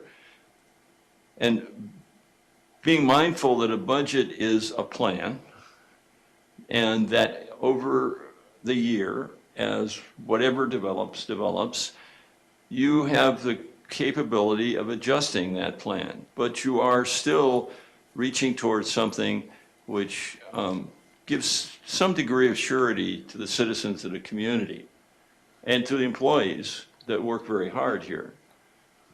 And this city is a little bit different because you have to have your budget done by the end of the year. And as has been said earlier, you don't go up to December 31st and do this and go forward. You need, there's time to make sure that it is a smooth transition. So I don't want to take any longer to say congratulations. I mean, you've done good work. And I think the difficulty for people who might look at a piece of this budget is that if you haven't been obsessed with the budget and here every night, or be aware when something comes up and the hearings are done, or you have presentations by the directors who go into all the detail, provide the answers, it would appear that, well, where is this stuff? It's complicated. It's very complicated. But I'm very appreciative of the willingness of the council, mayor, manager, to share information at any time, to say, if you missed it, that's okay. Here's the story. So thank you again. Anyone else like to address the council for the final time of 2020? Otherwise, you got to hold your peace until January. Okay, so I'll close audience participation and we'll have council comments. Let's see, Councilwoman Blarish, you're up in the corner. I don't know if your guys' screen is the same as mine, but anyway, comments, parting remarks? Thank you, Madam Mayor. A couple things I'd like to say. Norma, congratulations on the certification. I think that's really cool, and the state position. So super proud of you for that. Good job. Like to wish, well, I guess maybe I don't have to wish you a happy Thanksgiving. I can do that tomorrow. We may not have time tomorrow. I'll wish everybody a happy holidays, just in case. And then I would, I'd like to just comment, like in terms of audience participation, I think we've been really fortunate in the sense that we have gotten, I would say, a very significant amount of community engagement. And I don't know what more as a council we can want, but community engagement. And we have it. So I think that is a really great thing, and I just want to kind of remind people, we stick with time limits for a reason because of time. And so people really need to stick to their 3 minutes or 5 minutes for a group. And I think even going forward, we may need to look at our code, because our code does call for a limit of 30 minutes. For audience participation. So I think it's just things to think about and talk about going forward. But I'm grateful for the community engagement and grateful for the discussions we've had. So thank you all. Yeah, well, audience participation is different than public hearing testimony. Yeah. Okay, so I don't know that, have we ever gone over 30 minutes for audience participation? Can somebody help me remember? I don't think so, but anyway, yeah, but the clerk and I were just looking at that tonight, because that was something we had been discussing, just for us to be aware of it, but, yeah. And I don't know, I'm not an attorney, you need to figure out what enumerable is in there and why is that word in there? We've even talked to the attorney, why is that word in there? What does that have to do? Because otherwise then the mayor can extend it, so, anyway, discussion for another strategic plan meeting again. Councilwoman Berberick? Thank you, Madam Mayor. I just have a couple things to say. I want to say thank you to Mr. Musi and Ms. Davis and her entire finance department for putting together this budget for us. Also, thanks to the department heads. I feel like it's just a really tough year, and I think they did a good job of putting together a conservative budget that we can pass. And congratulations to us for passing it. And I should have said this during Norma's comments, but congratulations to her. I think that's really exciting as well, achieving the next level certification, and also having her peers nominate her for her new position on the AAMC, I think it is. So congratulations, Norma. And I'll say happy Thanksgiving to everybody too, just in case it's 11 or midnight or whatever it's going to be tomorrow night. So everybody have a happy Thanksgiving. Okay, Councilman Carrington? Well, thank you, Mayor. Yeah, again, I would like to also thank, Manager Musi and all of his staff, Gene and everyone, for working very hard on our budget.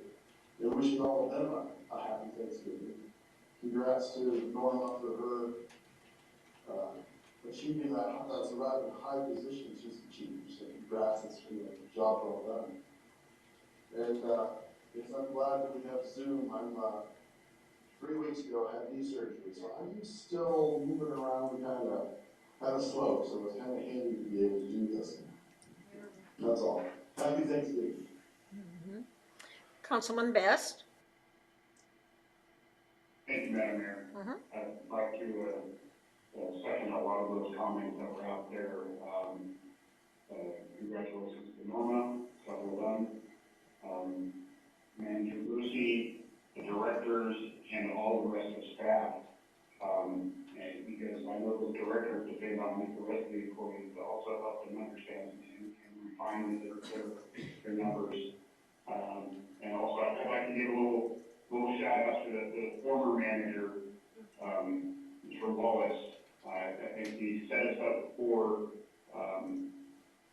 doing good things and to continue on. I think he has left a fingerprint on how the process is that we do things. And with the Manager Musi's execution of this, and the teamwork that he has around him, I'm also intrigued about having the discussion again that Councilman Carrington brings up periodically about a biannual budget.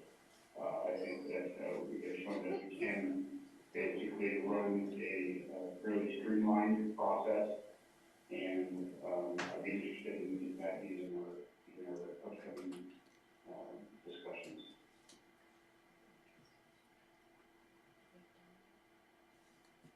Are you done, sir? Yep, I guess he is. Councilman Daniels? Thank you, Madam Mayor. First, just want to say congratulations to Norma. In the short time I've known you, it's already become abundantly clear you are a very on-point city clerk, so it's not surprising to see that. Second, thank you to John Musi and all of the people who worked on the budget. Yeah, that's a huge task. And lastly, I guess, happy Thanksgiving in advance. And we'll see you all tomorrow night. Deputy Mayor? Thank you. He said on point. I think you're a tyrant, but that's okay. I still congratulate you on your being a tyrant, and I hope that you enjoy your month off. That's very exciting. AML was last week, and it was a very successful virtual conference. Probably, I've been on a lot of virtual conferences this year, and it ran the smoothest and had a lot of participation across the state. I wasn't sure because I thought everyone would be pretty zoomed out, but it was a great conference. The Valley has some really strong representation on the AML board now. Nikki Vilak from Wasilla City Council was elected for District 4. Stephanie Nowers from the Assembly was elected for the new District 10 for large borough, and I was elected as treasurer. So, thank you. Congratulations. Yeah, treasurer. Oh my God. So anyway, it was just a great conference, and I just really applaud Nils and his staff for being innovative in a year where everyone could have just kind of tuned out. So there was a lot to learn, and also all of the Zooms and segments will be saved in that Eventbrite app for a year. So all of you are signed up for the AML conference, so you have access to all of those for a year on that EventMobi app. So take advantage of it and go back over some of them. So I'm sorry. So there was a contest for points, and I was in first place all week. And on the last day, I won second. So I was pretty bummed. You could have won 2 round-trip airfare tickets anywhere Alaska Airlines flies. I was trying really hard, but I did win the trivia contest, so I feel like that's pretty good. Anyway, huge thanks to Mr. Moosey and your executive staff for this budget. It's a conservative budget. Probably, I wish we could spend more and do more projects, but this is a really good budget, so thank you. The next time we meet, aside from tomorrow's special meeting, will be January 9th for our strategic planning. We won't have a regular meeting between now and then. So I just really challenge everyone to bring your ideas to the table, bring your open mind to the table, and let's come up with a really good plan for the city. So I'm really looking forward to that. And welcome to Penny. Thank you for volunteering to be on one of our boards. I really appreciate it. So thank you. I won't say happy Thanksgiving until tomorrow. Okay. I won't promise that there will be time, but you can wave to everybody or something. I just wanted to thank Councilman Daniels for moving those things from the consent agenda. I think that is good discussion that we have, around the table. So I think what I'll ask the clerk to do is a year from now, or in the meantime, if we have any, we'll just have them under new business. So yeah, so there can be the discussion. We don't have to go through that. So that was good. So I'm going to say happy Thanksgiving, and the meeting is adjourned.